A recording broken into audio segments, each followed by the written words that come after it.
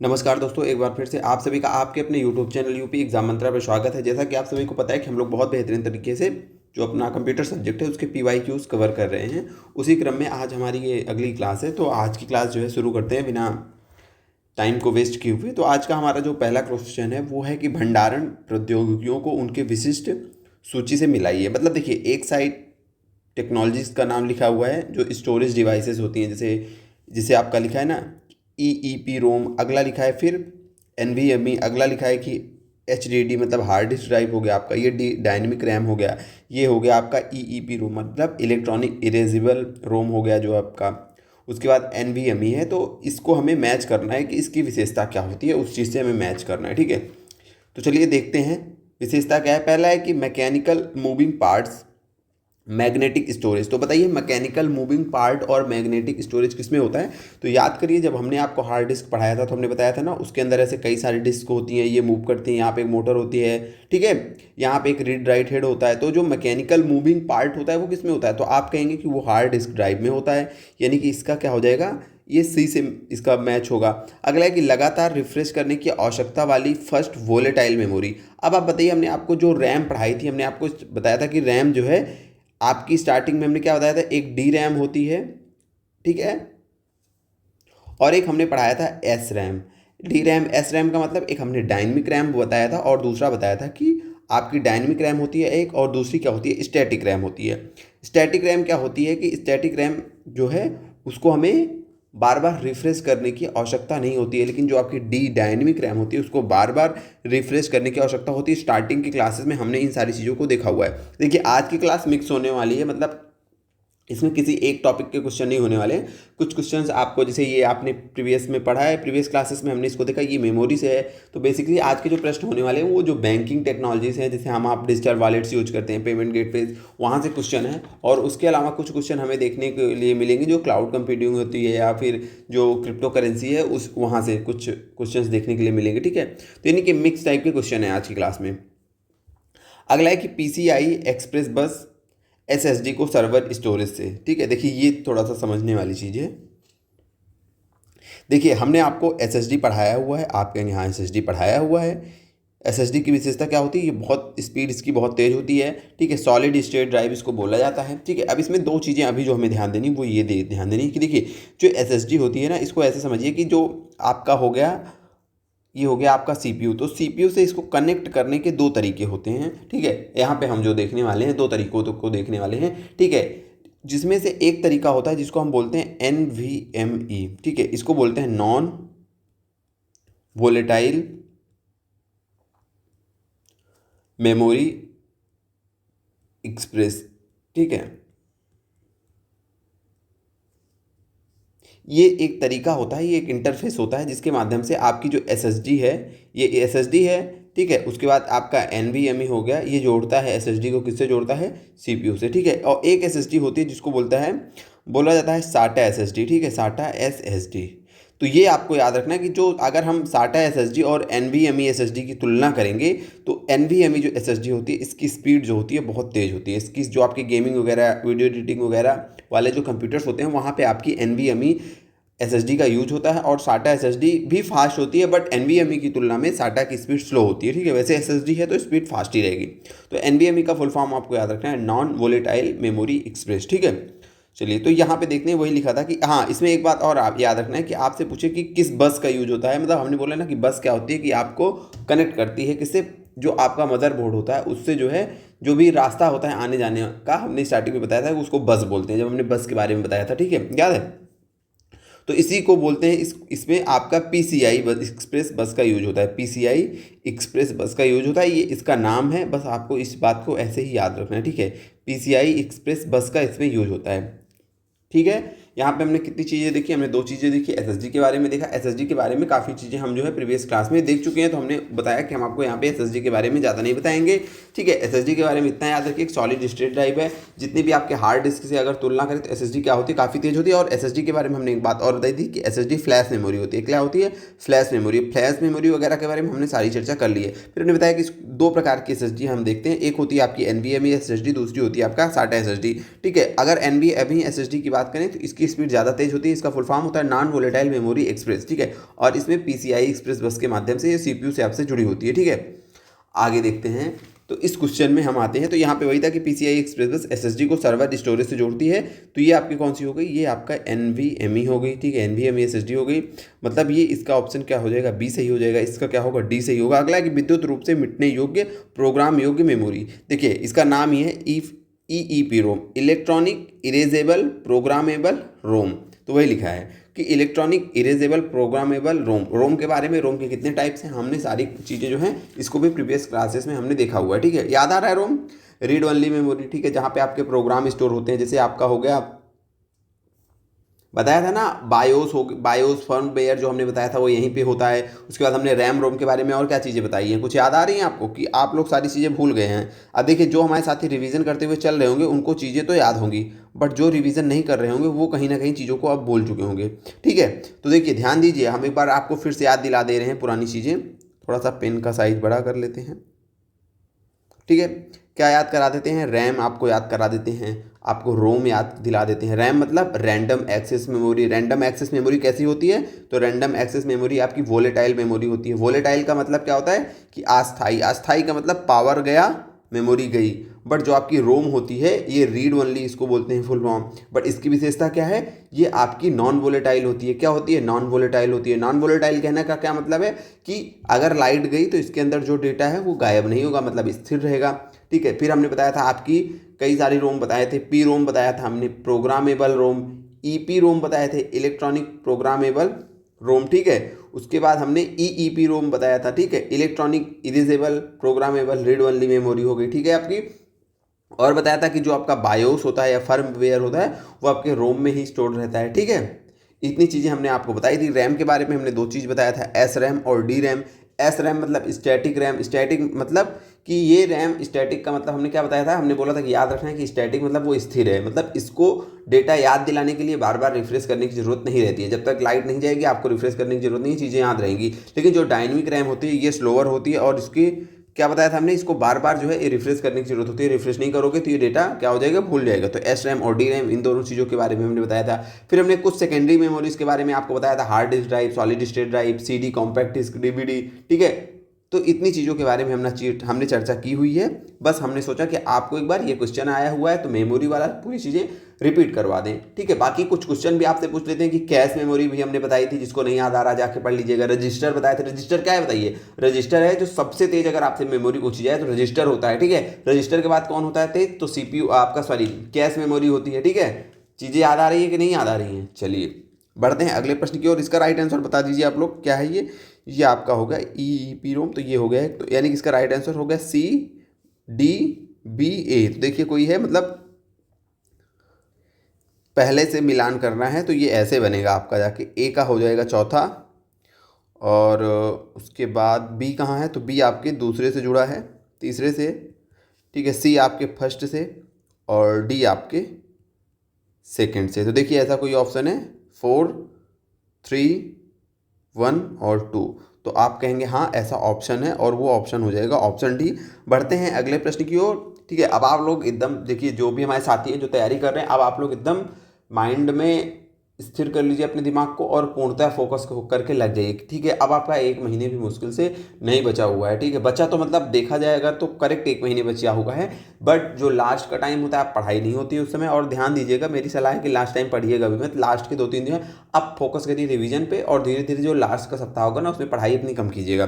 दिमाग जितना फ्रेश रहेगा, चीज़ें आप उतना बढ़िया, पेपर आप उतना बढ़िया अटैम्प्ट करेंगे, ठीक है। ये हमारा मानना है, बाकी सबकी अपनी अपनी स्ट्रेटजी होती है पेपर अटैम्प्ट करने की। तो बढ़ते अगले प्रश्न की ओर। आज का हमारा अगला प्रश्न है कि व्हाट क्रेडिट कार्ड में एपीआर क्या है, ठीक है। अभी ये डायरेक्टली आपके कंप्यूटर से नहीं जुड़ा हुआ है, बट कंप्यूटर वाले सेक्शन में ये क्वेश्चन था तो हम बता दे रहे हैं। एपीआर कुछ नहीं होता है, एपीआर का फुल फॉर्म होता है एनुअल परसेंटेज रेट। आप कहेंगे किस चीज़ का एनुअल परसेंटेज रेट है। देखिए आप क्रेडिट कार्ड कभी जब यूज करेंगे तो क्रेडिट कार्ड से जब कोई पैसा लेते हैं, जैसे मान लीजिए कुछ शॉपिंग की, कुछ भी की, तो उसमें आता है कि उसकी एक बिलिंग डेट आती है, ठीक है। क्या आती है, बिलिंग डेट आती है। लेकिन जब आप समय से बिलिंग डेट पे पैसा नहीं देते हैं तो क्रेडिट कार्ड पर जो ब्याज आपसे वसूलती है बैंक, ठीक है, क्रेडिट कार्ड जो बैंक आपसे, क्रेडिट कार्ड पर जो बैंक आपसे ब्याज वसूलती है उसको ही बोला जाता है एपीआर, एनुअल परसेंटेज रेट क्या है, तो क्रेडिट कार्ड पर वह रेट है जब आप जो क्रेडिट कार्ड का बिल आप नहीं चुकाते हैं तो बिल ना चुकाने के बाद ब्याज जो लेती है बैंक आपसे वो कहलाता है आपका APR, एनुअल परसेंटेज रेट। याद रखिएगा, क्वेश्चन आ सकता है, कंप्यूटर का नहीं है लेकिन कंप्यूटर वाले सेक्शन में था तो हमने उठा लिया। एनुअल परसेंटेज रेट, ये हो गया आपका ऑप्शन सी, ये हो गया इसका राइट आंसर। ठीक है, बढ़ते हैं अगले प्रश्न की। और आज का हमारा अगला प्रश्न है कि डिजिटल फाइनेंशियल सर्विसेज, ठीक है, डिजिटल फाइनेंशियल सर्विसेज, सही कर लीजिएगा, इसको सही लिखा नहीं है, तो डिजिटल फाइनेंशियल सर्विसेज के संदर्भ में संक्षिप्तकार AEPS का क्या मतलब है। देखिए, एक चीज़ होती है डिजिटल फाइनेंशियल सर्विसेज, ठीक है, तो ये कह रहा है डिजिटल फाइनेंशियल सर्विसेज, ये है डिजिटल फाइनेंशियल सर्विसेज, इसके अंदर आता है AEPS। डिजिटल फाइनेंशियल सर्विसेज क्या है, मतलब देखिए डिजिटल रूप में पहले तो एक समय था कि सारी चीज़ें जो आपका फाइनेंशियल से रिलेटेड चीज़ें थी वो ऑफलाइन होती थी, बट अब जब चीज़ें ऑनलाइन हो गई, जैसे हम आप आज पेमेंट करते हैं ऑनलाइन, वैलेट्स का यूज करते हैं, फ़ोनपे, भीम यूपे, बहुत सारी चीज़ों का यूज करते हैं, ठीक है, तो लगभग आप सारी चीज़ें जो हैं फाइनेंस से संबंधित सारी चीज़ें आज आप ऑनलाइन करते हो ना, तो उसमें एक वर्ड आता है, एक चीज़ आती है जिसे बोला जाता है AEPS। अभी तो कुछ लोगों को ये लग रही होगी कि अच्छा ये चीज़ क्या है, हमें नहीं पता, लेकिन जैसे ही अभी इसका फुल फॉर्म लिखेंगे तो आपको याद आ जाएगा कि अच्छा ये है।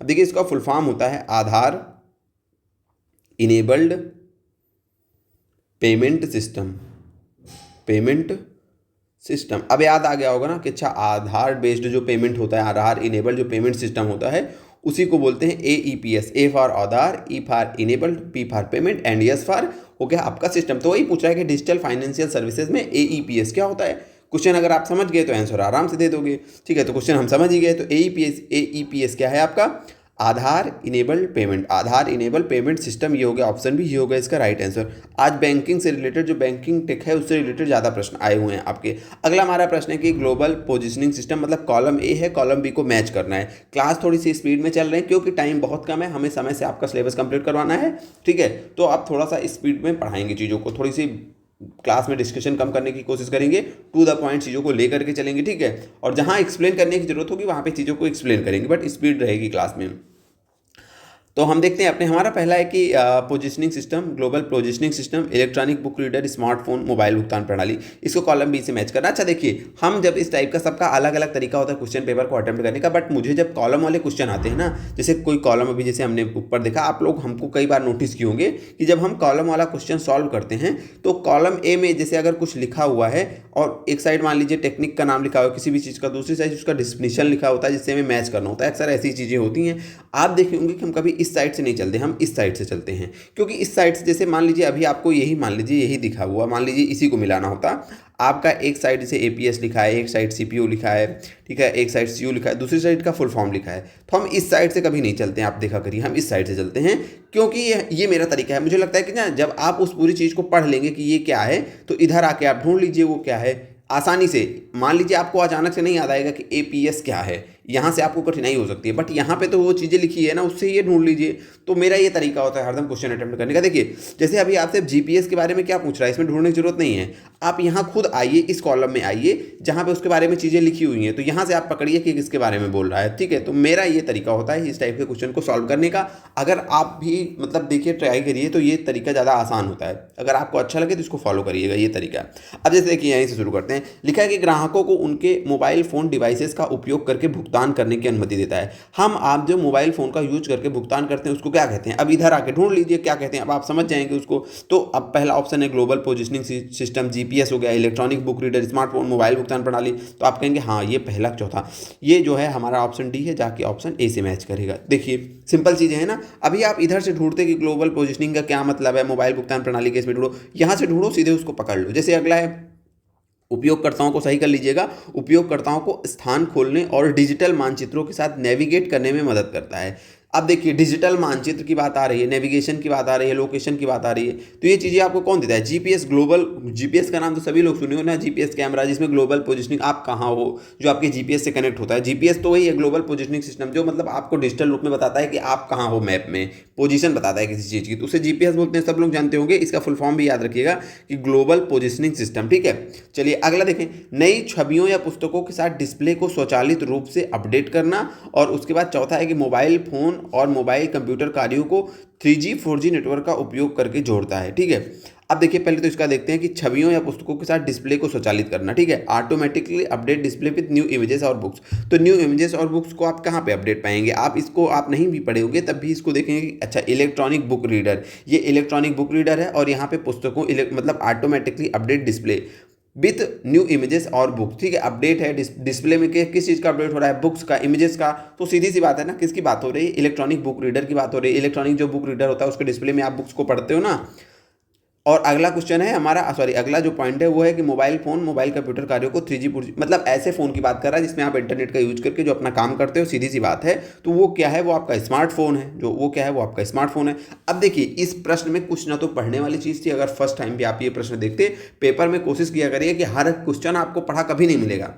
प्रश्न सॉल्व करना सीखिए। अपना व्यवहारिक ज्ञान जो है, आप इतने दिन से हैं, आपका कुछ ना कुछ तो व्यवहारिक ज्ञान है। आप लोग बहुत दिनों से तैयारी कर रहे हो या फिर डेली यूज़ में जो आप चीज़ें देख रहे हो, ठीक है, उन चीज़ों से भी प्रश्नों को सॉल्व करने की कोशिश किया करिए। अब जैसे ये सब प्रश्न, ये पढ़ने वाली चीज़ें नहीं, आप बैठो पेपर में, अच्छा ठीक है, मैच द कॉलम करके कंप्लीट करो, ठीक है। तो ठीक है, इसका राइट आंसर क्या हो जाएगा, तो जो हमारा ऑप्शन ये ए है वो दूसरे के साथ वो मैच हुआ, ऑप्शन बी थर्ड के साथ, ऑप्शन सी फोर्थ के साथ और ऑप्शन डी फर्स्ट के साथ।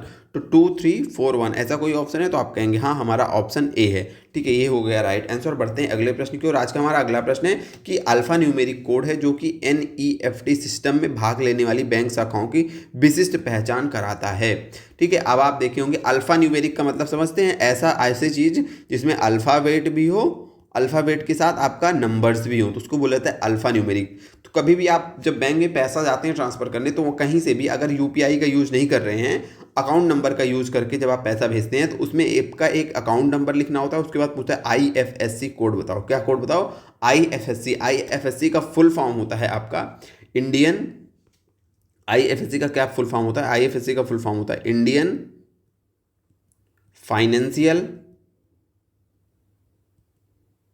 सिस्टम कोड, ठीक है। ये हर बैंक शाखा का अलग अलग होता है। जैसे SBI की कई सारे मान लीजिए ब्रांचेस हैं, तो किसी में लिखा होगा SBI 0001224, किसी में लिखा होगा SBIN 0005565, ऐसे चीज़ें लिखी होती हैं, यानी कि हर ब्रांच का कोड ये अलग अलग होता है। तो कभी भी यदि आपको पैसा भेजना है, वो UPI वाला नहीं, बैंक अकाउंट से जब आप पैसा भेजते हैं तो वहाँ पे बैंक अकाउंट के साथ आपको IFSC कोड बताना रहता है, तभी वो जो है जाता है। ये जैसे आपका जो अकाउंट नंबर है वो कस्टमर का है अकाउंट नंबर की, ये कस्टमर की पहचान है, किस कस्टमर की क्या पहचान है वो अकाउंट नंबर बताता है। जबकि IFSC कोड ये बताता है कि ये जो कस्टमर है ये किस बैंक की शाखा का है। पहले बैंक की शाखा में जाएगा, फिर उस बैंक की शाखा से उस कस्टमर को ढूंढा जाएगा। तो IFSC कोड क्या करता है, बैंक शाखा की विशिष्ट पहचान है। IFSC का फुल फॉर्म क्या होता है, इंडियन फाइनेंशियल सिस्टम कोड। और आप सबको इसके बारे में पता होगा, पासबुक खोलिएगा तो उसमें लिखा रहता है IFSC कोड, और इसमें आप ध्यान देंगे तो इसमें अल्फ़ाबेट भी होता है। जैसे बैंक ऑफ बड़ौदा का ऐसे लिखा होता है ना, BARBO ऐसे करके लिखा होता है, SBI का SBIN करके ऐसे लिखा होता है, आगे कुछ ऐसे कोड लिखे होता है, मतलब नंबर लिखे होते हैं। तो इसका राइट आंसर क्या हो जाएगा, IFSC, ये हो गया इसका राइट आंसर। बढ़ते हैं अगले प्रश्न की ओर। आज का हमारा अगला प्रश्न है कि आधार डेटाबेस के साथ माध्यम से पहचान और प्रमाणीकरण के साथ किया जाता है। अभी हमने देखा ना कि आप पेमेंट जो है, ऐसी पेमेंट्स किया गया भुगतान, कैसी पेमेंट, जो कि आधार आइडेंटिफिकेशन के आधार पर की जाती है। लिखा है ना कि payment done with identification and authentication through Aadhaar database, मतलब आपके आधार के डेटाबेस के आधार पर जो पेमेंट भुगतान प्रणाली है उसको क्या कहते हैं। तो अभी हमने बताया उसको कहते हैं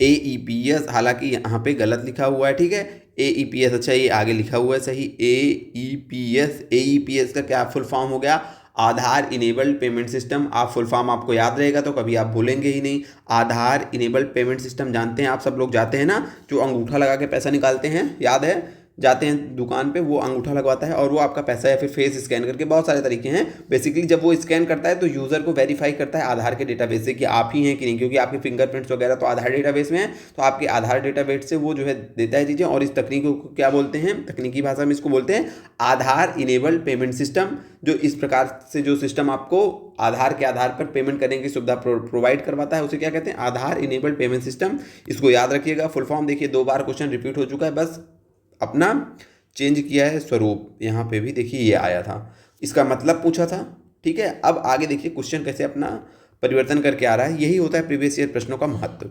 अब यहाँ से पूछ रहा है कि वो बताइए वो सिस्टम क्या है। यहाँ पे इस सिस्टम का फुल फॉर्म पूछा था, यहाँ से पूछ रहा है वो सिस्टम का क्या मतलब है। ठीक है, तो ऐसे क्वेश्चन को दिमाग में रखा करिए जहाँ से रिपीटिशन हो रहा है। अगला है कि कई वित्तीय संस्थानों से जुड़े सीमा पर डिजिटल भुगतान, सीमा पार, ठीक है सॉरी सीमा पार, कई वित्तीय संस्थानों से जुड़े सीमा पार डिजिटल भुगतान के लिए किस अंतर संचालनीयता मानक का यूज किया जाता है। देखिए ये एक फैक्ट है, इसमें आपको समझना है कि जैसे देखिए आप, एक तो होता है जैसे अभी हमने देखा ना IFSC कोड है, बस ऐसे आप जानिए IFSC कोड अभी हमने देखा ना कि IFSC कोड का यूज किया जाता है। जैसे आप बैंक की कई शाखाएं हैं देश के अंदर, तो वहाँ से एक शाखा से दूसरी शाखा का आइडेंटिफिकेशन होता है IFSC कोड। इसी प्रकार एकदम मतलब तकनीकी रूप में नहीं, हम आपको व्यवहारिक रूप में समझा रहे हैं अगर आपको समझना है। जैसे जब एक देश से दूसरे देश में पैसा भेजना होता है उसे बोलते हैं सीमा पार। सीमा मतलब सीमाओं के पार जब पैसा भेजना होता है तो एक कोड होता है जिसको बोलते हैं स्विफ्ट कोड, जिसको क्या बोलते हैं, जिसको बोलते हैं स्विफ्ट कोड। जब आप स्विफ्ट कोड प्रोवाइड कराएगी आपकी बैंक, जैसे अभी आपकी बैंक मान लीजिए इंडिया में है और इंडिया में आपको पैसा आना है USA से, तो आपको एक स्विफ्ट कोड देना पड़ता है, एक स्विफ्ट कोड की जरूरत पड़ती है, उसी के माध्यम से पैसा आपका आता है। ठीक है, अब ये जो स्विफ्ट कोड है ना, अब ये जो स्विफ्ट कोड है इसको मतलब ऐसा तो है नहीं कि हर बैंक अपने हिसाब से बना लेगी स्विफ्ट कोड। तो स्विफ्ट कोड बनाने के लिए कोई वैश्विक स्तर पर कोई स्टैंडर्ड होगा बनाने के लिए कि हाँ ऐसे बनाया जाएगा, कोई मानक होगा ना इसका कि स्विफ्ट कोड बनाने का क्या मानक होगा। तो उस मानक को कहा जाता है ISO, ठीक है 200। वो आपका मानक क्या है ISO 20022, ये आपको याद रखना है। ठीक है, यहाँ की चीज़ें समझें आप सारी। क्या हमने बताया, हमने बताया कि जब आपको एक देश से दूसरे देश में पैसा भेजना होता है तो ज़रूरत होती है स्विफ्ट कोड को, जो आपकी बैंक आपको प्रोवाइड करती है। अब ये स्विफ्ट कोड तो ऐसा नहीं, कुछ इसके लिए नियम होगा, कुछ मानक होगा कि स्विफ्ट कोड बनाया कैसा जाए। तो उस मानक वो मानक कौन सा है, तो उस मानक को ISO 20022 यही मानक है जिसके आधार पर स्विफ्ट कोड आपको प्रदान किया जाता है, स्विफ्ट कोड बनाया जाता है। ठीक है, तो यही आपको रखना है कि कई वित्तीय संस्थानों से जुड़े सीमा पार डिजिटल भुगतान के लिए किस अंतर संचालनीयता मानक का यूज किया जाता है, वो है आपका ISO 20022। ठीक है, यही आपसे पूछ रहा है। अगला हमारा आज का प्रश्न है कि निम्नलिखित में से कौन सा बैंकिंग लेन देन AEPS का उपयोग करके किया जाता है। नगद निकास, जब आधार इनेबल्ड पेमेंट सिस्टम जो आपका होता है उसके माध्यम से आप क्या क्या कर सकते हैं। देखिए कितना क्वेश्चन आ रहा है एक ही चीज़ से, क्या क्या कर सकते हो। तो ये बताइए, आप आधार इनेबल्ड जो पेमेंट सिस्टम होता है उससे आप कैश विड्रॉ करते हो, बिल्कुल आप करते हो। बैलेंस चेक कर सकते हो कितना पैसा है हमारे बैंक में, पैसा जमा भी कर सकते हो। मतलब हम सारी सेवाएं ले सकते हैं जो हमारा आधार इनेबल्ड पेमेंट सिस्टम होता है। इसके माध्यम से हमें नगद जमा, नकद निकासी, बैलेंस पूछताछ, मिनी स्टेटमेंट जो पासबुक होती है, मिनी स्टेटमेंट डिजिटल जो पासबुक होती है, ठीक है, वो भी देख सकते हैं। और पैसे को एक स्थान से दूसरे स्थान पर भेज सकते हैं। मतलब जनरली जितनी सुविधाएं होती है हम सब ले सकते हैं। ठीक है, AEPS से। AEPS क्या है, आधार इनेबल्ड पेमेंट सिस्टम है। तीसरा क्वेश्चन रिपीट हुआ है उससे। अगला है कि UPI किस सेवा का उन्नत संस्करण है। UPI किस सेवा का उन्नत संस्करण है, ये आपको बताना है। अब ये बताइए कि UPI आप सब लोग जानते हो, UPI आप सब जानते हो, आप में से अधिकांश लोग जो है UPI का यूज़ करते होंगे। ठीक है, तो UPI का फुल फॉर्म क्या होता है। UPI का फुल फॉर्म होता है यूनिफाइड पेमेंट्स इंटरफेस। ये आपको याद रखना है पहली बात तो इसका फुल फॉर्म। अब ये पूछ रहा है कि ये किस सेवा का उन्नत संस्करण है। तो देखिए आपकी एक सर्विस होती थी जिसको IMPS बोला जाता था। IMPS क्या थी, उसका भी फुल फॉर्म आपको याद रखना है। IMPS का फुल फॉर्म था immediate payment system, immediate payment system. ठीक है, पेमेंट सिस्टम, एक सेकेंड, इमीडिएट पेमेंट सिस्टम नहीं, पेमेंट सर्विस इसको बोला था है, इमीडिएट पेमेंट सर्विस। ठीक है, तो ये जो आपकी इमीडिएट पेमेंट सर्विस थी इसी का समझिए अपडेटेड वर्जन निकल के आया, यानी कि इसी का उन्नत संस्करण जो बना वो बना UPI, यूनिफाइड पेमेंट इंटरफेस जो है। आपसे कभी भी पूछा जाए कि UPI किसका उन्नत संस्करण है तो आपको याद रखना है IMPS, और इन दोनों का फुल फॉर्म भी आपको याद रखना है, ये बात। ठीक है, बढ़ते हैं अगले। देखिए आज के प्रश्न में हमने आपको बताया ना कि आज जो हमारा प्रश्न है उसमें जो है बैंकिंग से रिलेटेड ज़्यादा जो है चीज़ें हैं, और यहाँ पे कुछ बहुत ज़्यादा समझने वाली चीज़ें नहीं है कि भी हम बहुत घुस के चीज़ों को समझें, क्योंकि आवश्यकता नहीं है। सीधे सीधे फैक्ट हैं, फैक्ट आपको याद रखना है। भाई UPI का उन्नत संस्करण क्या है, तो आपका IMPS है, आपको रटना है कि इमीडिएट पेमेंट सर्विसेज है। ठीक है, इसको आपको रटना नहीं है, ये तो व्यवहारिक चीज़ है कि AEPS क्या है, तो AEPS से क्या क्या सर्विसेज ले सकते हैं, तो इसमें क्या समझ जाना है, सारी सर्विसेज ले सकते हैं। उसका फुल फॉर्म है वो आप रट लीजिए, उसको आपको रटना है। उसके बाद अब इसमें सीमा पार यानी कि जो एक देश से दूसरे देश में पैसा भेजा जाता है उसमें किसका इस्तेमाल किया जाता है, किस स्टैंडर्ड का यूज़ किया जाता है, तो आपको रट लेना है। ISO 20022 का यूज़ किया जाता है। तो यहाँ पे रटने वाली चीज़ें, जब कोई समझने वाली चीज़ आएगी तो उसको हम समझाएंगे, उसकी टेंशन मत लीजिएगा आप लोग, ठीक है। अगला क्वेश्चन है फिर से वही है, कॉलम ए को हमें कॉलम 2 से क्या करना है, मिलान करना है, ठीक है। तो पहले देखिए कॉलम ए, देखिए क्योंकि बहुत ज़्यादा स्पेस होता नहीं है क्वेश्चन को लिखने का, तो इसीलिए ऐसे इसमें चीज़ें लिखी हुई हैं, ठीक है। नहीं तो कॉलम ए यहाँ होना चाहिए, कॉलम बी यहाँ होना चाहिए, लेकिन ये ऐसे ऐसे है। कॉलम ए में देखिए क्या लिखा है, डिजिटल वॉलेट लिखा है, ब्लॉक चेन लिखा है, पेमेंट गेटवे लिखा है, स्मार्ट कॉन्ट्रैक्ट लिखा है, ठीक है। अब इसको देखिए, आइए कॉलम बी में ढूंढिए। लिखा है कि इधर पे ये जो आपका कॉलम बी है इसकी हिंदी इधर पे लिखी हुई है, ठीक है। जिसको समस्या हो देख लीजिएगा, ठीक है। हम आपको सब चीज़ के बारे में यहीं पे ऐसे बता दे रहे हैं, ठीक है। देखिए डिजिटल वॉलेट क्या है, डिजिटल वॉलेट जो आप फ़ोन पे वॉलेट, अमेजन पे वॉलेट का यूज करते हो वही है डिजिटल वॉलेट, ठीक है। तो उसके बारे में कुछ चीज़ें आप देख लीजिए। जनरली जब ये जितनी चीज़ें बताएंगे लगभग आप सभी को पता होगी, जो जो इसका इस्तेमाल करते होंगे। डिजिटल वॉलेट क्या है, तो अगर एक लाइन में बोलें तो डिजिटल रूप में जो आपका रुपया पैसा है उसमें दिखता है ना, 500 रुपये, 1000 रुपये, तो डिजिटल रूप में मुद्रा यानी कि आपके धन का भंडारण करने की सुविधा आपको प्रदान करता है। इसमें पैसा है, जरूरी नहीं है आपको फिजिकल रूप में आपके पास कैश और डिजिटल वॉलेट्स में है, तो वो डिजिटल रूप में आपका क्या है, आपकी जो मुद्रा है वो उसमें संचित है, यानी कि उसमें रखी हुई है, ठीक है। और भंडारित ही नहीं करती बल्कि आप वहाँ से लेन देन भी कर सकते हो, कहीं लेना है देना है, तो डिजिटल वॉलेट्स आपको ये सारी सुविधा प्रदान करते हैं। बताइए जो वॉलेट हैं, जैसे पेटीएम वॉलेट है, फ़ोनपे वॉलेट है, ठीक है, हर वॉलेट है हर चीज़ का, उसमें आप पेमेंट ले सकते हो, पेमेंट इसमें रख सकते हो, दे सकते हो, और कोई फिजिकल फॉर्म में नहीं होता, आपके फ़ोन में होता है। गए दुकान पे QR कोड स्कैन करके पेमेंट कर दिया आपने, ठीक है। तो आपको ये क्या करता है, डिजिटल रूप में मुद्रा भंडारण करने की सुविधा देता है, लेन देन की सुविधा प्रदान करता है, ठीक है। और ये लगभग सुरक्षित होता है, ठीक है। सुरक्षित लेन देन की सुविधा आपको प्रोवाइड करवाते हैं जो डिजिटल वॉलेट होते हैं, ठीक है। अब सुरक्षा कहाँ से आती है, तो सुरक्षा के लिए कई सारे जो है इसमें टेक्नोलॉजीज़ का यूज किया जाता है। आप कहेंगे किन टेक्नोलॉजीज़ का यूज किया जाता है, तो जैसे इनक्रिप्शन होता है। इनक्रिप्शन का मतलब कि आपका जो डेटा है वो इनक्रिप्टेड होता है, गोपनीय रखा रहता है, ठीक है। दूसरी क्या सुविधा, टोकनाइजेशन की सुविधा होती है, ठीक है। टोकनाइजेशन कहेंगे आप, टोकनाइजेशन क्या है, ठीक है। टोकनाइजेशन क्या है बताते हैं हम आपको। उसके बाद आपको याद रखना कि बायोमेट्रिक ऑथेंटिकेशन होता है। जैसे आप चाहें तो उसमें आप जो है अपना फिंगरप्रिंट वगैरह लगा दें, फेस स्कैनिंग वगैरह लगा दें, तो तब उसके बाद ही स्कैन करके आपको उसके बाद ही जो है ये क्या करेगा, पेमेंट करेगा। तो बायोमेट्रिक ऑथेंटिकेशन होता है, ये बात भी आपको याद रखनी है। और अन्य ऐसी कई सारी टेक्नोलॉजीज होती हैं जिनका उपयोग करके ये आपका सुरक्षित पेमेंट यानी कि सुरक्षित लेन देन की सुविधा आपको प्रदान करता है। अच्छा, अगर केवल लिख जाए, केवल मान लीजिए आपको लिखा जाए कि ये केवल इंक्रिप्शन तकनीक का यूज करता है, केवल इंक्रिप्शन के माध्यम से आपका पेमेंट सुरक्षित रहता है डिजिटल वॉलेट्स में। जो भी आप डिजिटल वॉलेट्स का यूज कर रहे हैं वहाँ पे इंक्रिप्शन नहीं, इंक्रिप्शन तो है ही है। इंक्रिप्शन का मतलब आपकी जो जानकारी है उसको कोई एक्सेस नहीं कर सकता, वो गोपनीय रूप से सुरक्षित रखी जाती है, ठीक है। इंक्रिप्शन का मतलब समझते हो, जैसे हमने बताया था ना, कई बार बताया कि जैसे ABCD आपका डेटा है तो वो हैशटैग स्टार इस रूप में संचित होगा, कोई और तीसरा आदमी उसको पढ़ के समझ नहीं सकता, ठीक है। तो अगर इसमें अभी आपको ऑप्शन में कभी ये देखने को मिल जाए कि नहीं केवल यही सुविधा हमें प्रदान करता है, केवल इंक्रिप्शन सुरक्षा प्रदान करता है, केवल टोकनाइजेशन सुरक्षा प्रदान करता है, केवल बायोमेट्रिक ऑथेंटिकेशन हमें सुरक्षा प्रदान करता है, तो आपको याद रखना है नहीं, ये कई सारी टेक्नोलॉजीज होती हैं जो एक साथ मिल करके डिजिटल वॉलेट को सुरक्षा प्रदान करती हैं। यहाँ पे और भी लिख दें अन्य, ठीक है, ये तो महत्वपूर्ण है।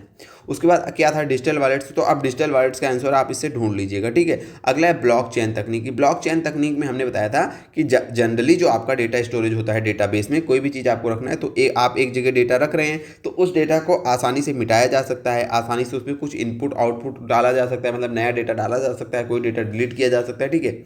और ये एक ही सर्वर पर क्या होता है, सारा डेटा स्टोर होता है। हमने कई सारी चीज़ों के बारे में आपको बताया हुआ है पहले। ब्लॉकचेन के बारे में हमने आपको एक एग्जांपल भी दिया था कि मान लीजिए ब्लॉकचेन तकनीकी क्या है, आपका जनरल क्या होता है कि आपका डेटा एक रजिस्टर में लिखा जाता है, लेकिन ब्लॉकचेन टेक्नोलॉजी में क्या होता है कि जितने सारे कंप्यूटर्स उससे जुड़े हुए हैं चेन में, ठीक है, जितने सारे कंप्यूटर जुड़े हुए हैं, आपका कोई डेटा है तो वो सब में, उस डेटा की कॉपी सब में जो है रहती है, ठीक है। उदाहरण क्या दिया था हमने, जैसे मान लीजिए आपके गांव में क्या है, कोई एक छोटा सा बैंक है जो लोन देता है, तो दो तरीके से वो स्टोर कर सकता है कि वो अपने सर्वर में लिखता है कि हाँ ये लोन लिए हैं, ये लोन लिए हैं। दूसरा क्या होता है कि आपके गाँव में सबके पास एक रजिस्टर है, जब कोई लोन लेता है तो इस सब में लिख उठता है कि अच्छा राम ने ₹10 लोन लिया, राम ने ₹10 लोन लिया, ये सारे में अंकित हो जाता है।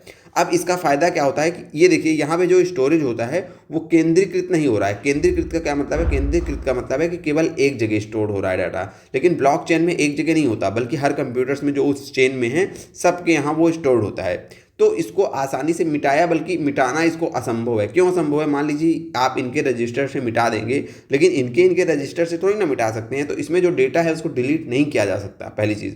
दूसरी चीज़, बहुत ज़्यादा ये सुरक्षित होता है। मान लीजिए कोई हैकर आ गया तो वो कहाँ से पहुँच के कहाँ से डेटा डिलीट करेगा? एक जगह से डिलीट करेगा मान लीजिए, बाकी हर जगह तो सुरक्षित है। एक जगह छेड़खानी करेगा, बाकी हर जगह सुरक्षित है। तो अगर एक जगह छेड़खानी कर दी जाएगी तभी पता चल जाएगा कि बाकी जो जगह हैं वहाँ से डेटा देखा जाएगा कि सिमिलर डेटा है, तो मतलब कोई छेड़खानी नहीं हुई है, ओरिजिनल डेटा को हम प्राप्त कर सकते हैं।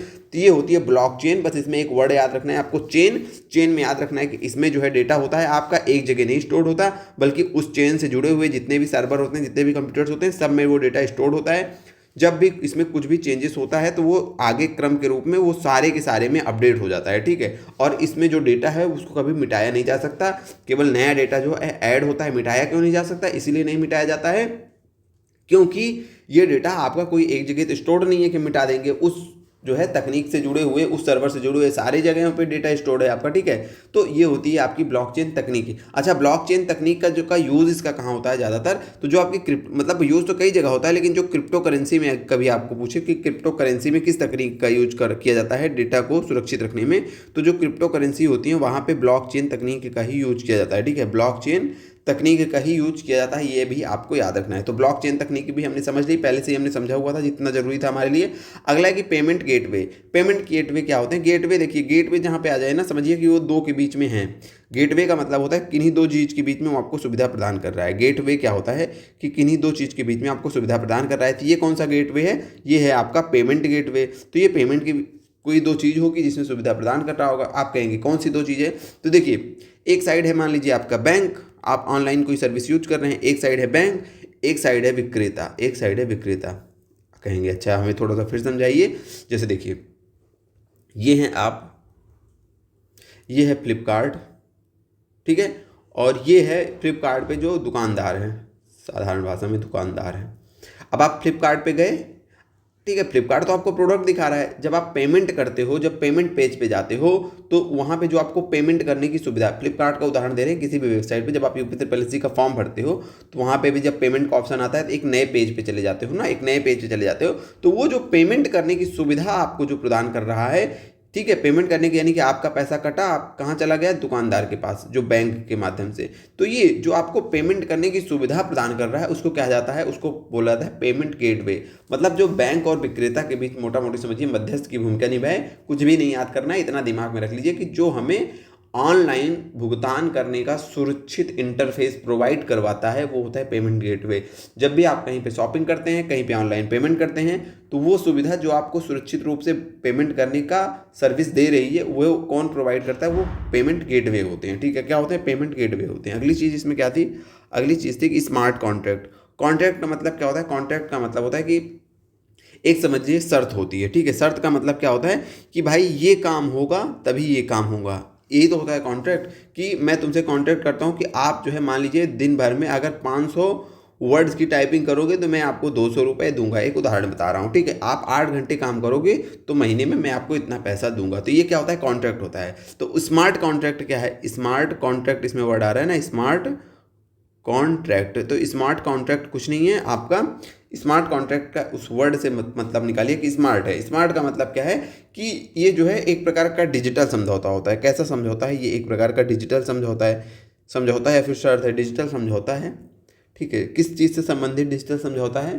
तो जैसे कोई प्रोग्राम होता है, जब वो रन करता है तो उसमें बहुत सारी कंडीशंस होती हैं ना, हाँ, तो ये भी एक प्रोग्राम में रखी हुई एक डिजिटल शर्त होती है कि जब शर्त हमारी ए पूरी होगी तभी हमारा बी काम होगा। आप कहेंगे थोड़ा सा समझाइए। जैसे अभी इसी का उदाहरण लेते हैं, आप पेमेंट फ्लिपकार्ट पे गए, आपने पेमेंट किया, हाँ आपने पेमेंट किया, बैंक में चला गया, तो यहाँ पे एक स्मार्ट कॉन्ट्रैक्ट लिखा होगा। प्रोग्राम में क्या लिखा होगा? एक स्मार्ट कॉन्ट्रैक्ट लिखा होगा कि जब हमारा पेमेंट सक्सेस हो तभी वो चीज़ जो है यूज़र के जो है अकाउंट में शो हो कि ये अब डिलीवरी इसकी की जा सकती है कि डिलीवरी नहीं की जा सकती। मतलब जब हमारा कंडीशन ए क्या है कि पेमेंट हमारा सक्सेसफुल होगा तभी वो प्रोडक्ट क्या होगा? उसका शो होने लगेगा कि चाहिए कब आपको मिलेगा। देखिए और अगर पेमेंट अनसक्सेसफुल रिसीव होगी है सर्वर से तो हमारा क्या हो जाएगा, पेमेंट हमारा हो जाएगा कैंसिल और वो ऑप्शन हमारे पास नहीं आएगा। जैसे देखिए फ्लिपकार्ट पे आप गए या अमेजन पे कुछ खरीदी, जब आपका पेमेंट सक्सेसफुल हो जाता है तो आपकी जो शॉपिंग लिस्ट है जहाँ पे माई ऑर्डर्स हैं उसमें चीज़ें शो होने लगती हैं, ठीक है। तो यही होता है स्मार्ट कॉन्ट्रैक्ट कि जब आपका पेमेंट सक्सेस, शर्त क्या है कि जब आपका पेमेंट सक्सेसफुल होगा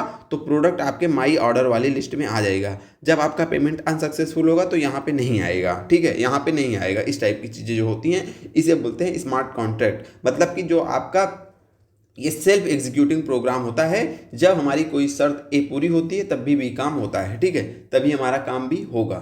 समझ गए आप लोग? चलिए बढ़ते हैं आगे।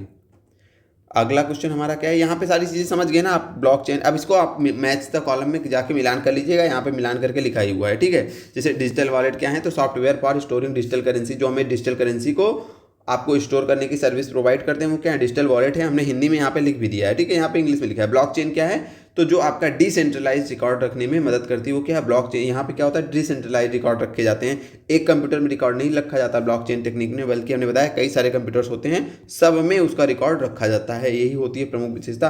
पेमेंट गेटवे क्या है, interface of processing online payment, तो जो आपको ऑनलाइन पेमेंट करने की सुविधा प्रदान करते हैं वो क्या होता है, पेमेंट गेटवे होता है। स्मार्ट कॉन्ट्रैक्ट होता है कि ऑटोमेटिक ये होता है, कॉन्ट्रैक्ट होते हैं, एग्जीक्यूट होते हैं ये कब, जब कंडीशंस आर मेट, मतलब कंडीशन कोई पूरी होती है तब ये, जैसे हमने बताया ना कि कंडीशन ए है हमारी कि जब हमारा पेमेंट सक्सेसफुल होगा तभी वो प्रोडक्ट हमारे कहाँ पे शो होगा, हमारे ऑर्डर लिस्ट में शो होगा, और पेमेंट अनसक्सेसफुल होगा तो ऑर्डर लिस्ट में नहीं शो होगा, बैक हो जाएगा। तो ये क्या है, यहाँ पे एक स्मार्ट कॉन्ट्रैक्ट लिखा हुआ है और ये ऑटोमेटिक रन होता है। ऐसा नहीं कि पेमेंट सक्सेस होने के बाद आप कुछ करते हो तब वो ऑटोमेटिकली होगा, पेमेंट सक्सेस होगा तो फटाक से वो प्रोडक्ट आपके ऑर्डर में शो होने लगेगा, नहीं सक्सेस होगा तो नहीं शो होगा, ठीक है। तो ये चीज़ें होती हैं जिसको बोलते हैं हम स्मार्ट कॉन्ट्रैक्ट। आशा करते हैं आप इस चीज़ को समझ चुके होंगे। बढ़ते हैं अगले प्रश्न की ओर।